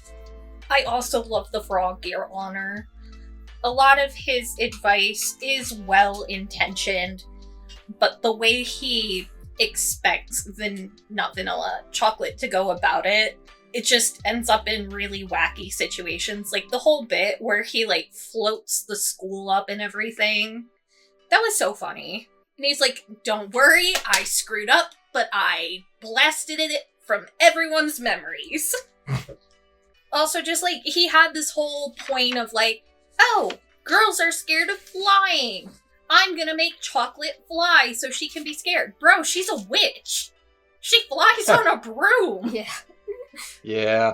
I feel like we got like some profound moments with Chocolate. Because again, she is very much motivated by this competition, but she is learning about consequences to her own actions. And she even had this moment of, whoa, I just got so many points. I took his heart. I should be happy. Why do I feel a little sad? Whereas we're also seeing, like, Vanilla is very wishy-washy, because in the first episode, she straight up said she didn't want to be queen, but now she's investing in the competition because her familiar told her to. And she's also showing she does not really regard any of the people around her right now. Like, she's not even really thinking about how she affects her friend, let alone all of the boys she's taking the hearts from. And I agree with Envy. I really wish they would show, like, platonic hearts is, like, a thing, because you cannot tell me those girls don't have feelings for Chocolate. Maybe it'll be revealed later on as, like, oh, they just weren't looking at the girls because they didn't think to. Yeah. I think the familiars are a nice touch. They add an extra dynamic. The frog is nice. I do not like that mouse. Something about that mouse just It's a rat. It pisses me off. No, it's a mouse because it says it's a mouse. We'll call it a rat. I don't give a shit. You know, there's a difference, but, like, I don't care. It irks me. It irks me for some reason. I'm fascinated by the fact that this is a show about two witches who have come to, like, take the emotions of people and do magic and a bunch of different things, and it seems far more interested in characters, character dynamics, and relationships and stuff like that. And for this category, that's fantastic. I'm a full yay here. It's fascinating seeing, like, the way that this show is kind of turned for me, that I was thinking early on, it's going to be like, this is going to be generic and boring, and yes, we have some fashion stuff, sure, that's great, wonderful. And it's kind of like, okay, you are getting way more introspective than I would have ever thought you could have, and especially this early. So, I don't know, man. Interesting. Very interesting. Yeah, for characters, I will say Chocolate's really carrying the show here, because I'm not really getting a whole lot from Vanilla. The familiars are cute. Well, the frog is cute. The mouse can go away. And, like, we didn't really get a whole lot of, like, our Pierre, the prince. We got a little bit of his fan club. And, yeah, I kind of just am like, I love how the girls all love Chocolate. And they love just how, you know, they love her attitude, and honestly, it's kind of like, yes, very good. Kind of like going off of what you're saying, like, it's not even just they love her attitude. They're learning from her that they don't have to be bullied. Because there was a moment where they all, like, told the boys off. Yeah. Okay. Cece, why don't you take us into world building? I honestly had nothing for world building. Okay, Cozy, you take us into world building. There wasn't a lot going on in these episodes, but I think that's by design. Like, we learned a bit more about the scoring system, and, like, I would like to know, like, why when they do their magic, sometimes the world freezes, sometimes it doesn't. It seems like when they transform, it automatically freezes, but then it didn't just freeze when the frog did magic. I don't know.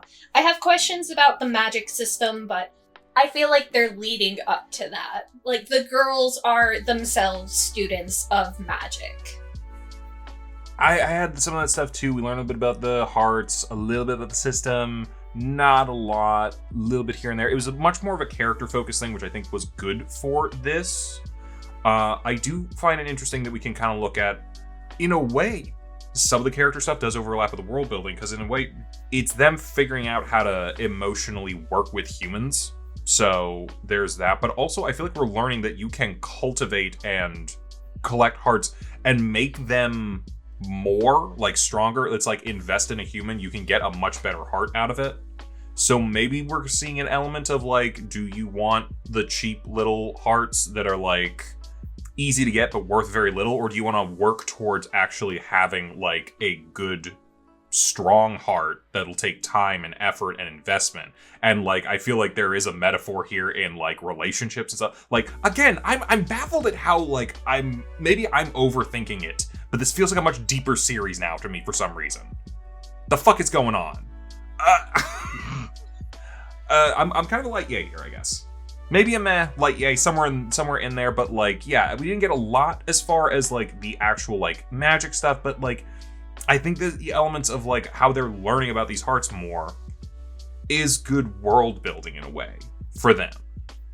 Yeah, I don't really have a whole lot to add. Like, we have the point system, we have the familiars, not really a whole lot else. Yeah, I mean, different colored hearts for different ranking, different types of love and points, the familiars, and losing some kind of memory, at least the feelings you had once you take the hearts. And then I guess the Pierre thing is kind of looming in the shadows. I feel like he'll be a major character going on. But yeah, kind of set up right now for the rest of the show. That's Thanks, it. everyone. Be started with me. Yeah, you just didn't do anything for that. Yeah. So, Cozy, why don't you take us into production? The artists do not know how to draw profiles, like faces in profile, and it shows. Their faces are so fucking scary, and the heads are disproportioned whenever they're looking to the side. It's so uncomfortable to fucking look at. It bothers me because they do have a lot of like those shots as well. I also don't have like a clue how young the girls actually are, but I feel like they're too young for some of like the beautifying shots they have for Chocolate. And they are weirdly obsessed with having her in the bathtub at the end of the day. Yeah. Like, it's happened in every episode. They did specifically say they're in elementary school. Yeah. Mhm. Like a 10 at best. And like, they acknowledge that like, oh, it's weird someone would be like looking in on her with Duke. I'm like, okay, so why do we keep joining her in the bathtub? Like, we can just as easily have this introspective moment while she's laying down. I don't know. It weirds me out just a little bit, and like the side profiles really get to me. Other than that, I don't have much thoughts. Yeah, I'm still not a fan of the overall art style. It's just not me. I don't know, but it feels more of a me thing than an actual like issue with the show itself. There's nothing I can specifically point to that I'm like, I hate that. It's not appealing to me. I gotta give credit to a show that will have characters who have more than one outfit. That's always something that's been a pet peeve of mine since I was a kid. Of like, why do they always have the same fucking shirt on? And like, yeah, the one of the good things about this tournament is that like a lot of these characters have different things that they wear every day. I don't know what it was. Did anyone else feel like the middle school characters, like that group of girls from I think episode 2, almost felt like they had a different art style to them? I was gonna Yes. bring that up. I was gonna bring that up. Yeah. So it's I'll talk about it for my thing. It's a good way to differentiate some of your characters if there is like an age-based thing to it, or this, that, or that thing. Like they almost look like they were drawn in more of like a realistic shoujo style versus the our main characters are a little more cartoony and sort of childlike. Thought that was interesting. It's a good touch. The music is fine. I don't think I like the opening, but it's still stuck in my fucking head. So, yeah. I don't know if that's a good thing, but it's a thing. I will give it overall a light yay. Yeah, I don't really have a whole lot to add. Sometimes, like, I don't mind the art style, but sometimes, like, the faces look kind of ugly.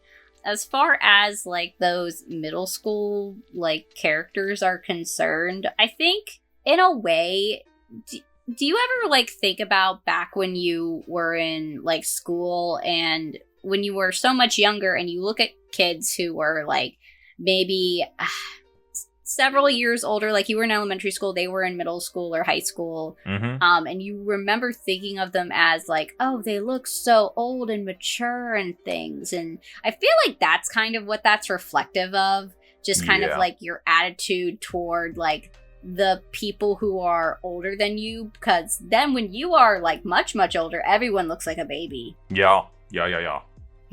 But I think it was more also to just like draw a dichotomy between like the expectations sort of for these older middle school girls and like our protagonist, where they're very bright and colorful and have like a lot of, you know, like childish youth to them still. Music's fine. Again, animation needs it's not my favorite, but it's mostly okay.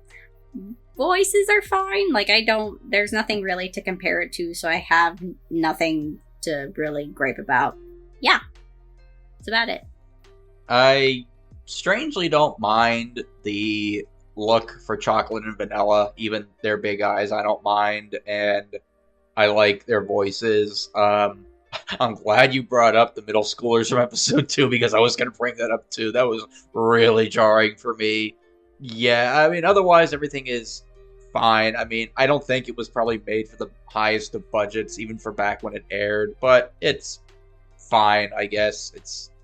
I hate to use the word fine all the time, but I really don't have anything, I really don't have anything that negative to say, but I don't have anything that positive to say either.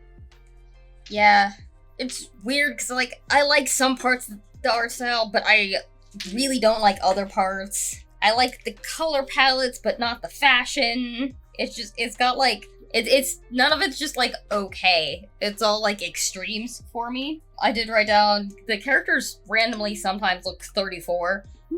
Those middle school girls. The, ending with chocolate. Although, that one might be, like, supposed to be her in the future. I'm not quite sure. What if it's her mom? No, We've seen they her show mom. her mom. What if it's her mom in a She's- different outfit and hairstyle? You can't say that it's not a possibility. Maybe it's her older sister. Also, there was this one kid in the school after the frog made it flip around. He's standing over the window, and I think he's supposed to be dry heaving, but it looks like he's just throwing it back. It's not great. All right, I'll take us into final thoughts, I guess. I think overall for me, I don't have any specifics about episode 2 that I'm like, this was important. Other than we got the familiars. It's a very forgettable episode to me. Episode 3, though, showed me that there could be a lot more to the show than I originally thought. So, I don't know. If they continue to delve deeper into, like, some character study stuff and looking into, like, what's going on with, like, relationship dynamics and different kind of, like, the emotions and, like, what you're doing to people and all that sort of stuff. And I do think it's interesting that we have Chocolate, who's very brazen and whatnot, but she seems to actually care about the people that she's creating these hearts with, versus Vanilla, who's, like, very, like, opposite of Chocolate, but is also, like, doesn't seem to give a shit about anybody. And I think there could be something really interesting as far as, like, how they continue, if they both continue to sort of, like, branch off in that way. This could be a very interesting show moving forward, but I'm not sure yet. I think it could be, but I don't know. I'm a light yay overall.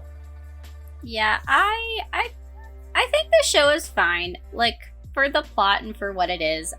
I don't know, I don't really have too many complaints other than a few, like, art style choices. But yeah, I think this is fine. I'll give it like a light yay.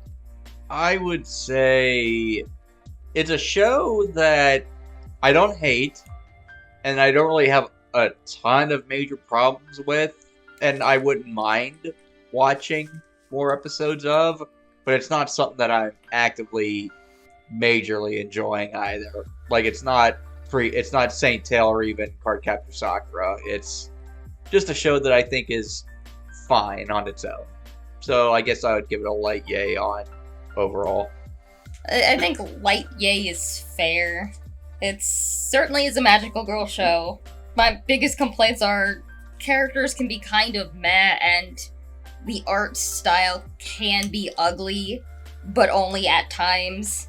The thing I wrote down for final thoughts is one of the kids, when they were trying to figure out what they wanted their issue of the newspaper to be about, they said, "We should report on the mystery spot." And I was like, oh god, not the mystery spot!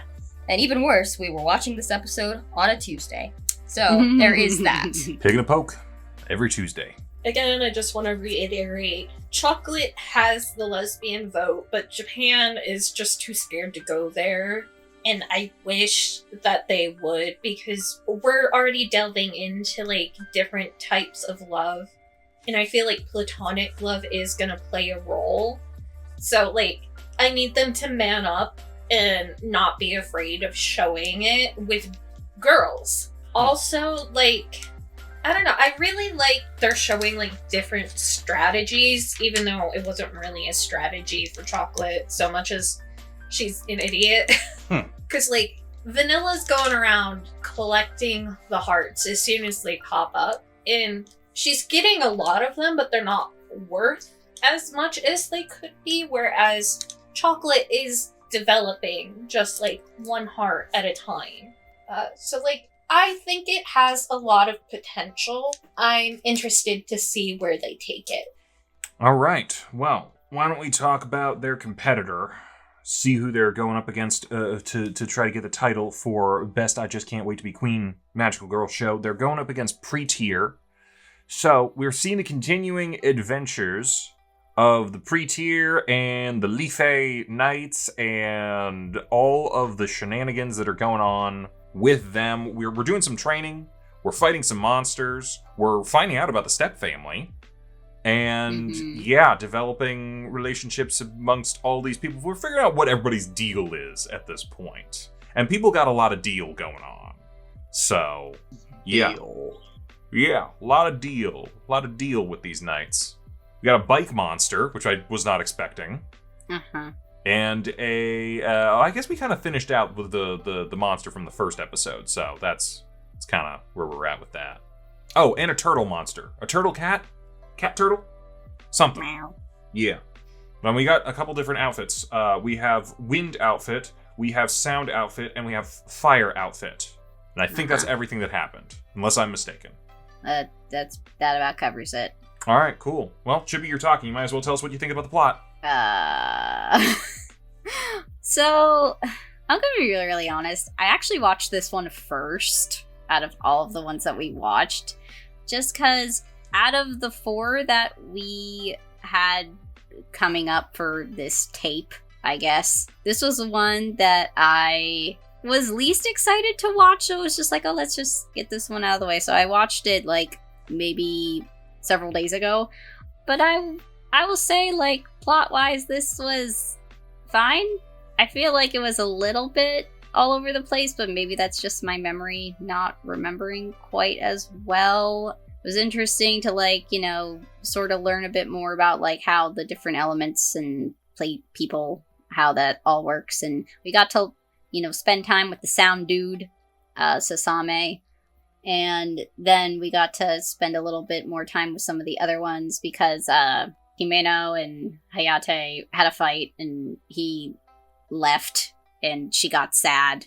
So they were trying to train her and she eventually gets the ball on top of the hammer thing because that was a thing going on in episode 3 and she eventually gets it.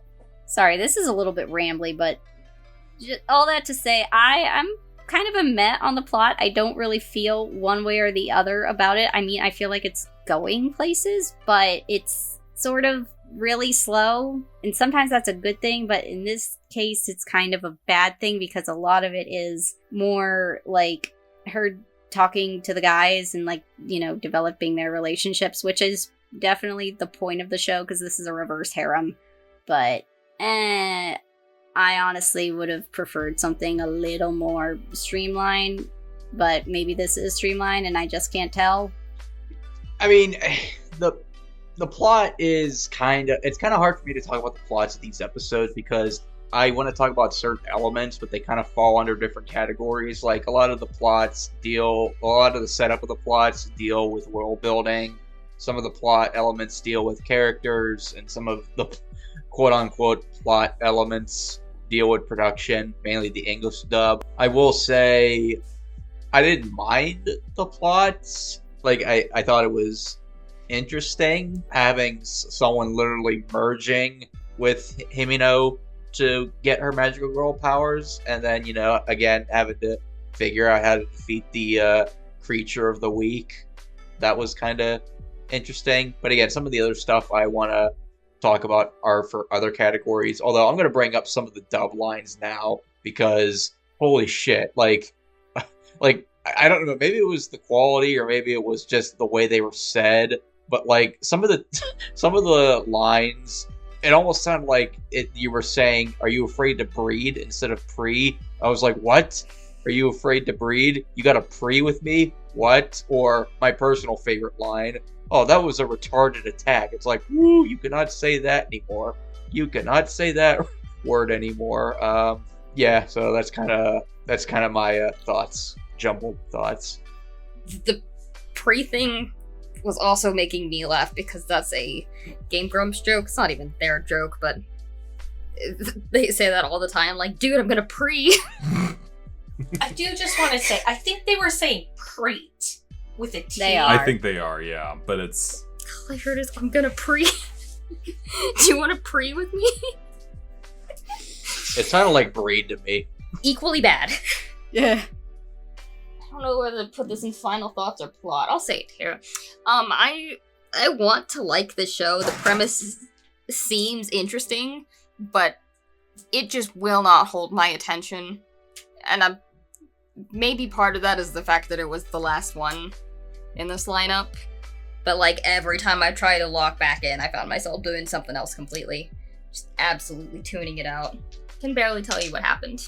This was really just Magical Girl Boot Camp. She's getting a tutorial on how to be a magical girl through both of these episodes.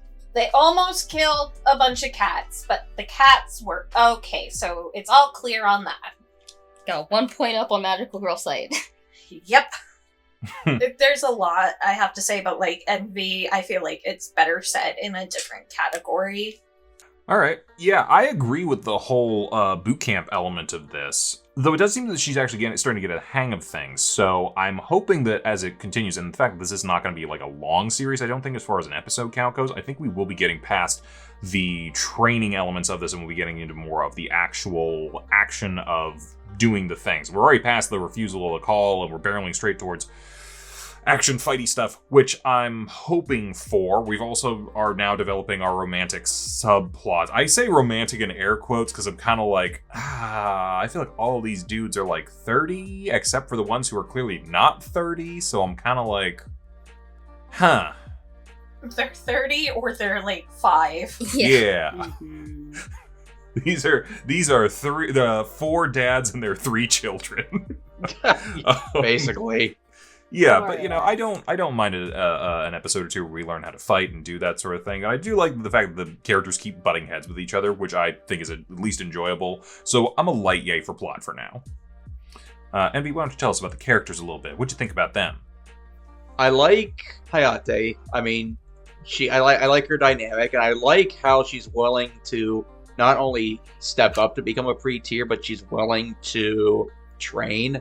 Like, she says, yeah, I can't properly merge with you and fight these monsters together unless I get better. That's like, yeah, you go, girl. You take accountability. I like Sasame, or I don't know if that's how you say it or not. I know we're not supposed to like Hayate for right now because he's acting like a dick, and that definitely means then that they're going to reconcile by the end, and he's probably going to become the main love interest for the final boy for her. I just guarantee that's why it's going to happen. I have no idea if that's the case, but it just feels like that. Minette, the older sister, or not Minette. Wait, I got confused with the names. The pink hair or the blue haired one? The older one. Pink haired. Okay, yeah, the pink haired girl. She's the stereotypical bitch. I kind of like how she got her comeuppance in the second episode. And this is just me, but she just kind of reminded me of a bitchier Hilary Banks from The Fresh Prince of Bel-Air. And I do like Hilary as a character in The Fresh Prince of Bel-Air, but that's what she kind of reminded me of. The younger sister, I can understand how she's gonna, come together with her later on. But, like, one thing that kind of bothered me was, like, oh, she doesn't understand how I feel losing a parent. It's like, I'm pretty sure she lost a parent, too. I'm pretty sure her mom died. So she knows how to lose. She knows the feeling of losing a parent. So that's kind of, not a fair thing to say. The rest of the Leafy Knights are kind of just there for right now. I imagine each episode will see her merge and train with each one. I do like how the one kid is probably the most important, creating a magical barrier to keep everything in. He's he's secretly the most OP character. It's like, if he goes down, who knows what happens. Yeah, that's pretty much it for characters.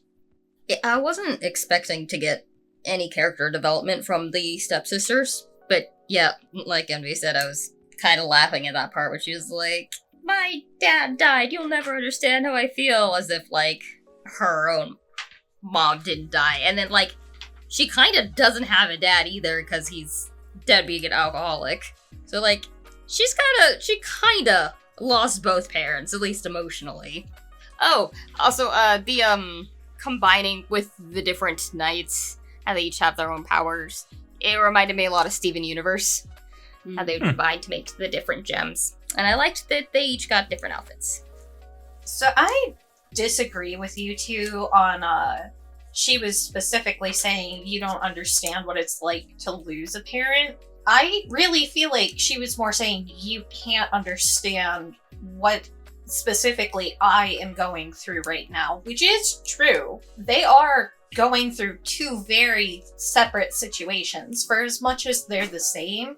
And I really liked that they took the time to flesh her out. She's obviously introverted, but with the cats and stuff we see, she's actually, like, at her core, a nice girl. And she's struggling with the trauma of losing her father. Her mother, like, completely disconnecting from her and her sister to marry this guy she never even met. And also, like, the pressure of her family name and not being able to kind of have the solitude she wants as an introvert. Like, that's a lot to put on a child. And, I don't know how to phrase this. Because, like, for the most part, all of you guys grew up in, like, very kind of stable families. Like, there was not much division between your parental units. It is really a hard thing to cope with when there's a merging of the family units, because it is upending your entire dynamic with your family because you're trying to blend them. But these parents aren't interested in blending. They kind of just stuck all the kids together and they're like, go fuck yourselves. Go fuck yourselves while we fuck each other. And they very much, it's implied that the mother wants them to think of their stepfather as their new dad, which is fucked up. Yeah, so I'm enjoying a lot of the character dynamics in this show. I think everyone in the entire cast kind of has their own distinct personality, which is interesting because, again, this is a relatively short show and has a pretty large cast, all things considered, because we got 7 of the knights, we got our protagonist, we got 2 stepsisters, we got the parents, we got I don't think there's anyone past that of any real import at this point. We could mention a best friend or the driver, but they are tertiary at best. And I like the way a lot of their different personalities not only are on their own, but they're also how they're interacting and clashing with each other. Some people get along, some people do not. And then how they don't get along is often fun to watch. Like, I like that we're also getting to know a little bit more about the step family. And I think last time we watched this, I brought up, whenever we discussed the whole, oh, this isn't Cinderella, this is Snow White. And then we all sort of thought, like, the stepmom was going to be the evil queen or something like that. I'm actually thinking that's not true anymore. I'm actually really hoping that the parents are just a couple of complete morons who don't understand what's going on, but are ultimately, like, harmless as far as, like, a existential threat goes. They are kind of harmful to their children in a big way. But, like, maybe they can learn. I don't know. I don't know if there's any hope for them, but I don't actually think the mom is the bad guy here. I think that the villain of the show, in air quotes, is actually going to be the introverted sister. Because I think she's not going to have a decent way to deal with her trauma, and it's going to manifest in her becoming, like, this queen of destruction or something. Until our main character is able to break through to her and, like, help her feel loved again. And I'm spitballing a whole plot here, and I know no one's seen this show, so no one has any way of being like, well, maybe or maybe not. But, like, that's just kind of what I think is. Oh, wait a minute. Do you know something? I mean, they did say there was an evil queen already. Yeah, but evil Yes. queen does not necessarily always mean mom. No, she's locked up in the magical dimension. Okay, but I'm just saying it could be. We've all watched Tokyo Mew Mew. There's you can have something in an evil dimension that also possesses something in the real world, right? Yes. So you think the little sister is going to be the twist villain? I Or think she will be the avatar of the villain, and it'll have to be breaking through to her to make her realize that she's not actually alone. Is how we will save the day. At least my thought. I don't know, but overall with characters, I'm a yay. So, Mawada, Sasame, and Go, the fire guy, are kind of the only characters I like so far, because everyone else is irritating to me. I don't know why. I just don't really care for anyone else. I'm sorry. Overall characters are like a light nay. All right. Cece, why don't you take us into world building? Let us know your thoughts. Oh yeah, this is just all I wrote down was I'm gonna pre-thing. Very big for you today. I could not get over that. Anytime they said preet. Should you be discussing this? Should you be discussing this in front of the children? Some of these kids are very young. Watch them be 400 years old. Or some shit, and they pull like some weird shit like that. Doesn't make it better. No. I'm now concerned when the time comes for her to merge with the younger ones. Is she also going to be in a naked bubble with them? We had a lot of exposition, and we established, like, conflict.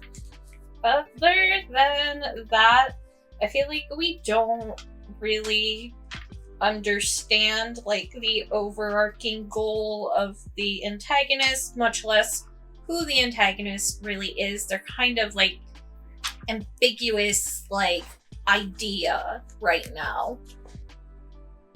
Yeah, I'd agree with that.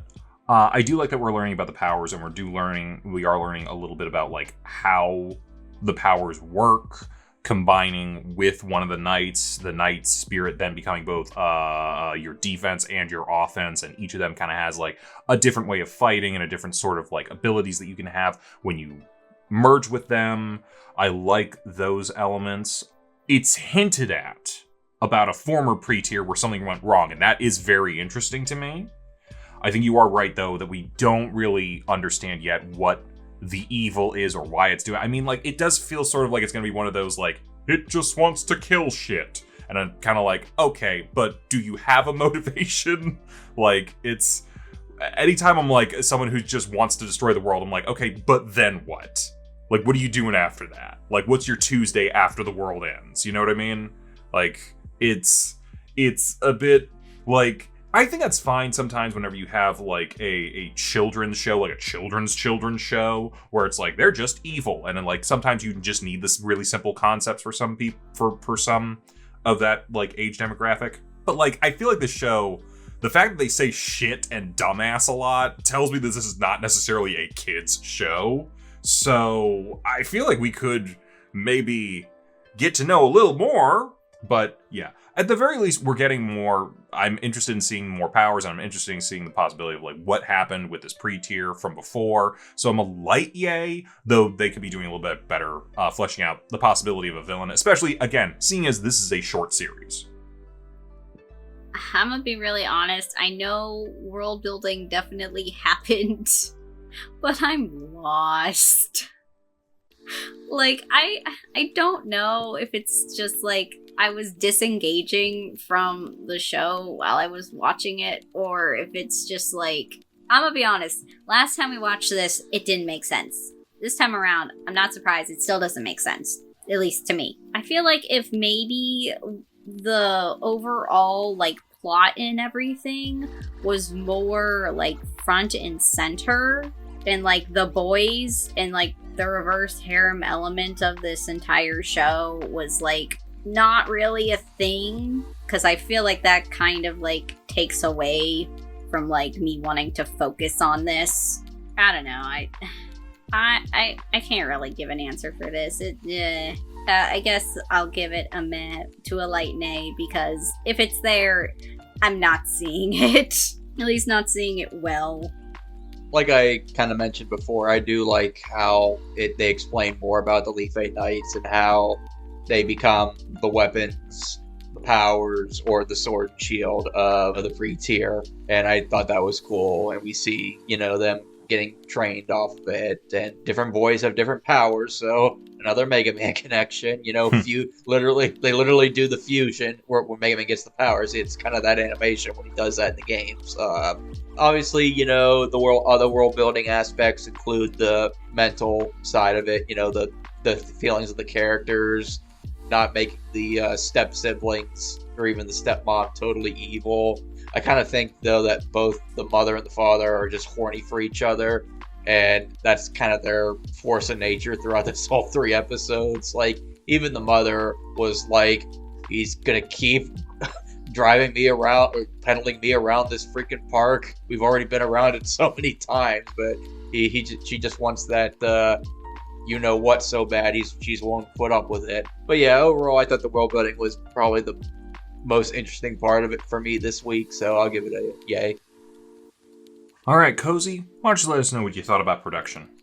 So, I feel like the jokes in this are very hilarious, but they're usually not intended, and it's still in both the animation and the dubbing department, reminding me of Full Metal Panic, which I love. Like, I can't say I'm mad at it. The only thing I really had a problem with on this was they have, like, those 3D bits in the opening, and I don't like looking at it. It's weird. I don't know what about it just puts me off so much, but it looks weird, and I wish they would not. Yeah, I felt like the art and animation is fine in the show. There's nothing wrong with it. I don't think it's doing anything that's, like, in any way really, like, impressive, but also nothing bad. There's a few spots where I'm seeing a bit of, like, the repeat animation, which I don't know that I can always complain about, like, because so many anime does it, especially when you're going to have any kind of transformation sequence. There's always going to be some repeats there. I do think they could do a little bit more with the action.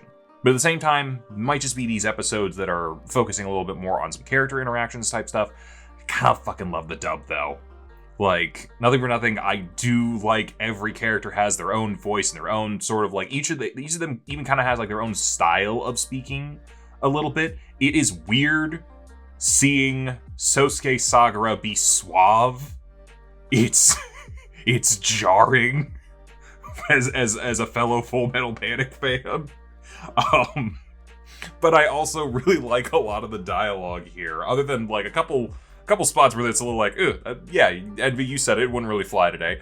But there's some, it's a lot of times the dialogue feels like very real and like genuine, especially when they're reacting to something. Like when I think it was like episode 3, one of the monsters shows up. And they're like, oh my god, a demon thing! Shit! I'm like, yeah, no, that's exactly what you should say. Yeah, I don't know. It got me a little bit, so I think I'm a light yay here. I will say, as far as production goes, I'm gonna be honest, I don't really care for the animation for some reason. Every single time I am looking at their faces, I'm just like, I don't like that. And their voices, aside from a couple, I don't really care for the voice acting in this. So I guess it's somewhere between like a meh and a light nay. Yeah, I really didn't have a lot of thoughts on the overall production. I thought it was just okay. Like, there was some cool imagery, there was some cool transformation, some cool powers, but it wasn't anything that blew me away either. So I guess it's kind of like a meh to a light yay. I also didn't write anything for this one, but the animation's fine. I do not hate the art style. Okay. So final thoughts. I think I like the show so far. Yeah, there's a couple spots where, again, the action feels a little samey, character interactions. I think the character interactions make up for it for me. I do find myself interested to see like some of the new developments and the new information that is being revealed with the plot and stuff like that. I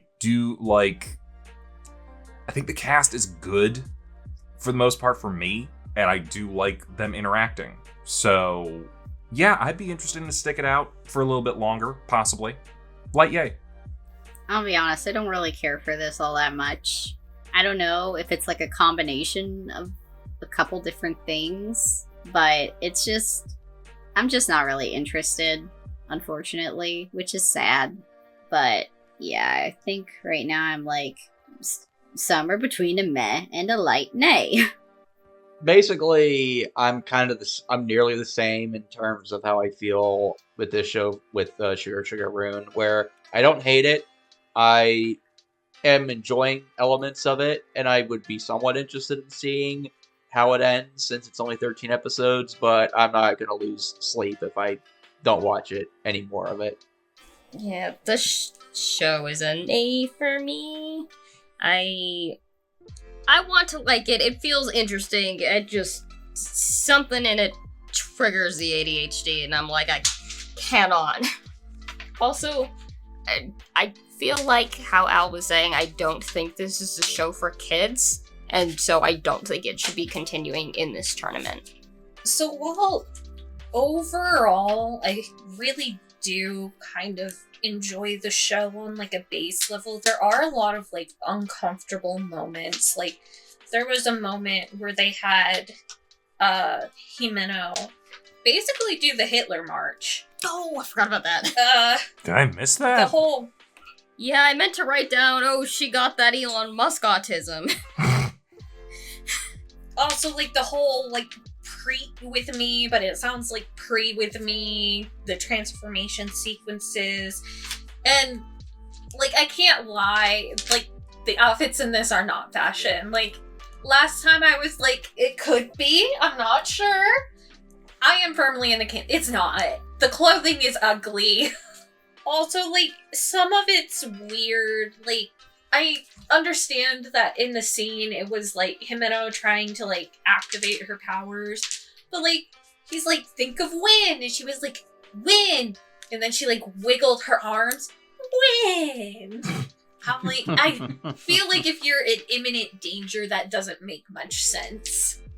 All right, well, one of these has to move on. Let's figure out what it's going to be. Chibi, why don't you tell us who you think gets plot?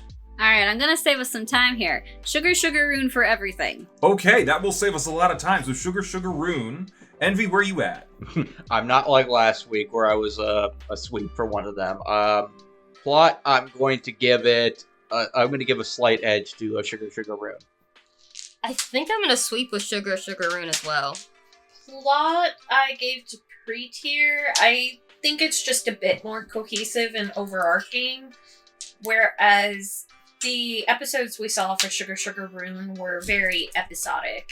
Yeah, I'm in the same camp as you. I was going with Pretear because I feel like both episodes continued the plot versus I was really only interested in episode 3 for Sugar Sugar Rune. But that doesn't matter because Sugar Sugar Rune will take the yay for plot. Envy, why don't you tell us who gets your yay for characters? This was kind of interesting because both shows I had characters that I liked and I didn't like. But I guess if I had to balance the both of them together, I would say I would probably give a slight edge to Sugar Sugar Rune because I think I like the main character, Chocolate, more than the main character of Pretear. Although I do like her as well. Cece's also Sugar Sugar Rune. I'm also Sugar Sugar Rune. I jokingly wrote it's because of the frog, but it's going a lot deeper, I feel like, than Pretear has with the characters, given they have a lot more characters they're trying to get into and establish a base with. But I just feel like we saw so much growth for Chocolate and even kind of the background characters. So Yeah, I was actually Pretear here because I just like the larger cast and a lot of like the different kind of like stuff going on. Plus, they're kind of giving each other a lot of shit, and I kind of like that kind of thing. And Chibi is a sweep on Sugar Sugar Rune, so Sugar Sugar Rune will take characters. Cece, why don't you tell us your thoughts on who should get world building? Wait, Cece, aren't you a sweep? Yeah. Oh, you're a sweep, so it's Sugar Sugar Rune? hold on, she's making a thinking face. Yeah, okay, I might rescind my sweep, but I am staying with Sugar Rune for this one. Okay. I was Pretear for this one. Sugar Sugar Rune, while it had world building, I feel like Pretear had more going on in terms of like the world. And again, that's largely due to the fact that it has a larger cast, which has more impact on the story. Yeah, I'm also Pretear for world building. I think there were good elements of Sugar Sugar Rune's world building this week. But I think those could also be considered maybe character moments as well. So overall, I'm going to go for more magic and more, like, knights and doing shit. Oh, Chibi's a sweep. Yeah. So that's Sugar Sugar Rune. Yeah. Envy, who gets your thing? You're the tiebreaker. Yeah, I'm going to go with Pretear for this one. I think there was just more effort to put it. There was more effort into the world building of Pretear and more going on than Sugar Sugar Rune. Okay. Pretear takes a quick victory for world building, and then we move on. Cozy, why don't you tell us who gets your thing for production? Pretear. Mainly, I can't lie, it's because it reminds me so much of Full Metal Panic again in the dub and the animation art style. But also, like, Sugar Sugar Rune, I cannot get over and state enough how much I do not like how they draw the faces in profile. And also, sometimes they just draw their heads way too big for their bodies, and I'm like, oh, you were so close. Yeah, I'm in the same camp. I have no issues with Pretear as far as the animation goes. I don't know what it is, but I don't like the look of Sugar Sugar Rune.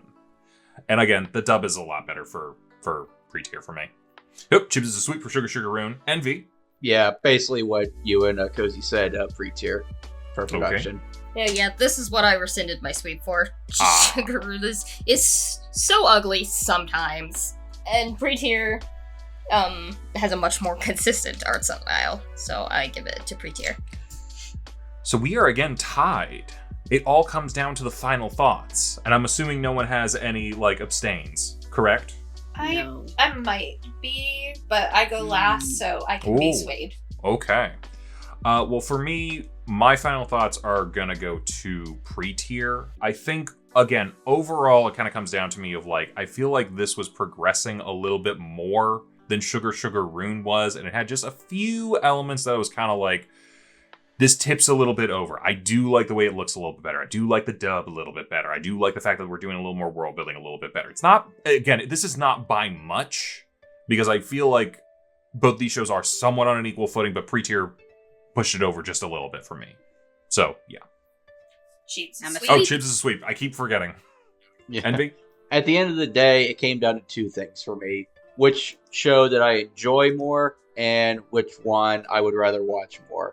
And by the slightest of margins for both categories, I'm going to go with Sugar Sugar Rune. Yes, Sugar Rune gets my vote for final thoughts, because I don't think Pretear should be in this tournament, because I think it misses the demographic. See, I originally wrote Sugar Sugar Rune just based off of my notes, but the thing is with final thoughts is I haven't really been using it as like a final thoughts and more as like a, here are random bits I don't feel like fit into any kind of category, which I don't really feel like is fair. At the end of the day, I'm fine with both of these going on, so I don't think I actually have a vote. Well, you don't need one, because Sugar Sugar Rune took that, and they are going to take the entire I just can't wait to be queen category. We have a champion, another two going to the Elite 8, along with Cardcaptor Sakura this week. How's everybody feeling? Everyone feeling fatigued? Being at the near halfway point of this entire tournament? I was just gonna say, I'm mostly fatigued just because I got a lot of stuff still to do tonight. I'm sorry to hear that. At least we went shorter this week. Sad. Yeah, we this is did. also much earlier in the week because we have a convention. I feel like that is okay to note here at the end. Yeah. We watched this over the course of like 2 days. Yeah. Usually we record on Thursday or Friday, so we have more of the week to spread it out. Today is Wednesday. And I tried watching one of the shows like yesterday, and I couldn't watch it because for whatever reason, the player wasn't working. It wasn't working for me either. I had to download it. Oh, jeez. Yeah, it worked today, but yesterday I couldn't watch the episodes. I was like, no. Well, let me know if you guys have any issues. We can find some other sort of workaround at that. So, main thing that I do need to bring up is I'm definitely getting the other dub for Cardcaptor Sakura for next time that's coming around. Yes, Yay! Okay. Cool. I shall look and we shall discover. We'll probably let you guys know next week if I'm able to do that. But hey, good news. Next week, we do have the other dub for one of the things that you told me to replace. So let's talk about next week. We're coming back around to the Pop a Prozac category, in which Madoka will fight Magical Girl Raising Project, and we have the basically Power Rangers category where Sailor Moon will fight Magic Knight Rayearth. And we got the good dub of Sailor Moon, or at least the old dub of Sailor Moon, or whatever The you original, guys told me to get. the OG dub. Yeah, OG, whatever you want to call it. So Madoka Magica versus Magical Girl Raising Project, and Sailor Moon versus Magic Knight Rayearth. Hey, Cece, how's the scarf coming? Not at the moment. Oh. As Cozy said, we are going to a convention this weekend, so Scarf has kind of been put aside for con crunching purposes, but I will get right back on it. That's okay, come because back. when you think about it, you have another 8 weeks of the tournament to finish it. Oh, she's already behind, so. This is I've going to be stolen interesting. week 3, Oh dear. but it'll pick up because I'm having a lot of trouble like deciding which colors to use for which show. So like once we get through the initial 30 whatever, it'll we go are quicker through the because I don't initial have 32. to. When I get through them, Oh dear, what It'll week go- are you on right now? I think 3. I think I'm halfway through 3. Yeah. Okay. So, like, when we were watching all of these, I'm like, what if this be? What if we choose this over? And I'm like, wait, your scarf. And then she's like, no, we're not that far in the scarf. I'm like, oh no. I Yeah. put up at the end at the bracket at the end every single time, so you know who's still in and who's not. So if you wanna know that, check that out. Anyway, We're just lazy. we will be back next time with the Pop Prozac and basically Power Rangers category. We're hoping to finish out our get the finalists for the Elite 8, and then we're gonna come back around. We're gonna be really kicking it in 2 weeks whenever we start watching 3 episodes of all of these things. So yeah, come back because things are gonna get worse. I mean, 6 episodes is less than 8. So 6 episodes is less than 8, but it's also like if you don't like some of these shows, it's gonna be painful. Yeah. Though I do feel like by the time you hit the Elite 8, it's at least a number of shows that are at least everyone seems to have enjoyed. Hopefully. Yeah, But- yeah. I would say for the most part, at this point, I would say the shows that we have put down to what's going on to the final 8 are actually mostly ones I enjoy. Yeah. So. Anyway, Gonna have to let us pour one know. out this weekend for Saint Tail for me. Yeah. Yeah. I'm definitely going to continue Saint Tail, at the very least. There's a Yeah, couple of these shows that I'm same. definitely Me going to be too. continuing, so. And we still got Wedding Peach Brunch coming up, so that'll be fun. Yeah. Oh gosh. Anywho, we'll catch you guys next week. Watch the stuff, don't watch the stuff, or just listen to us. I don't care. You do whatever you feel like doing. Make sure to put a comment if you want to take a shot at getting that scarf that will definitely be done by the time this tournament is over. Absolutely. Bye-bye, everybody. Bye. Bye. Hey, thanks for watching, and if you haven't already, be sure to subscribe and ring the bell icon for notifications. If you enjoyed this video, give us a like, and if you haven't already, check out some of our previous episodes, our daily gaming videos, or our parody series Madoka Magically Abridged. See you next time!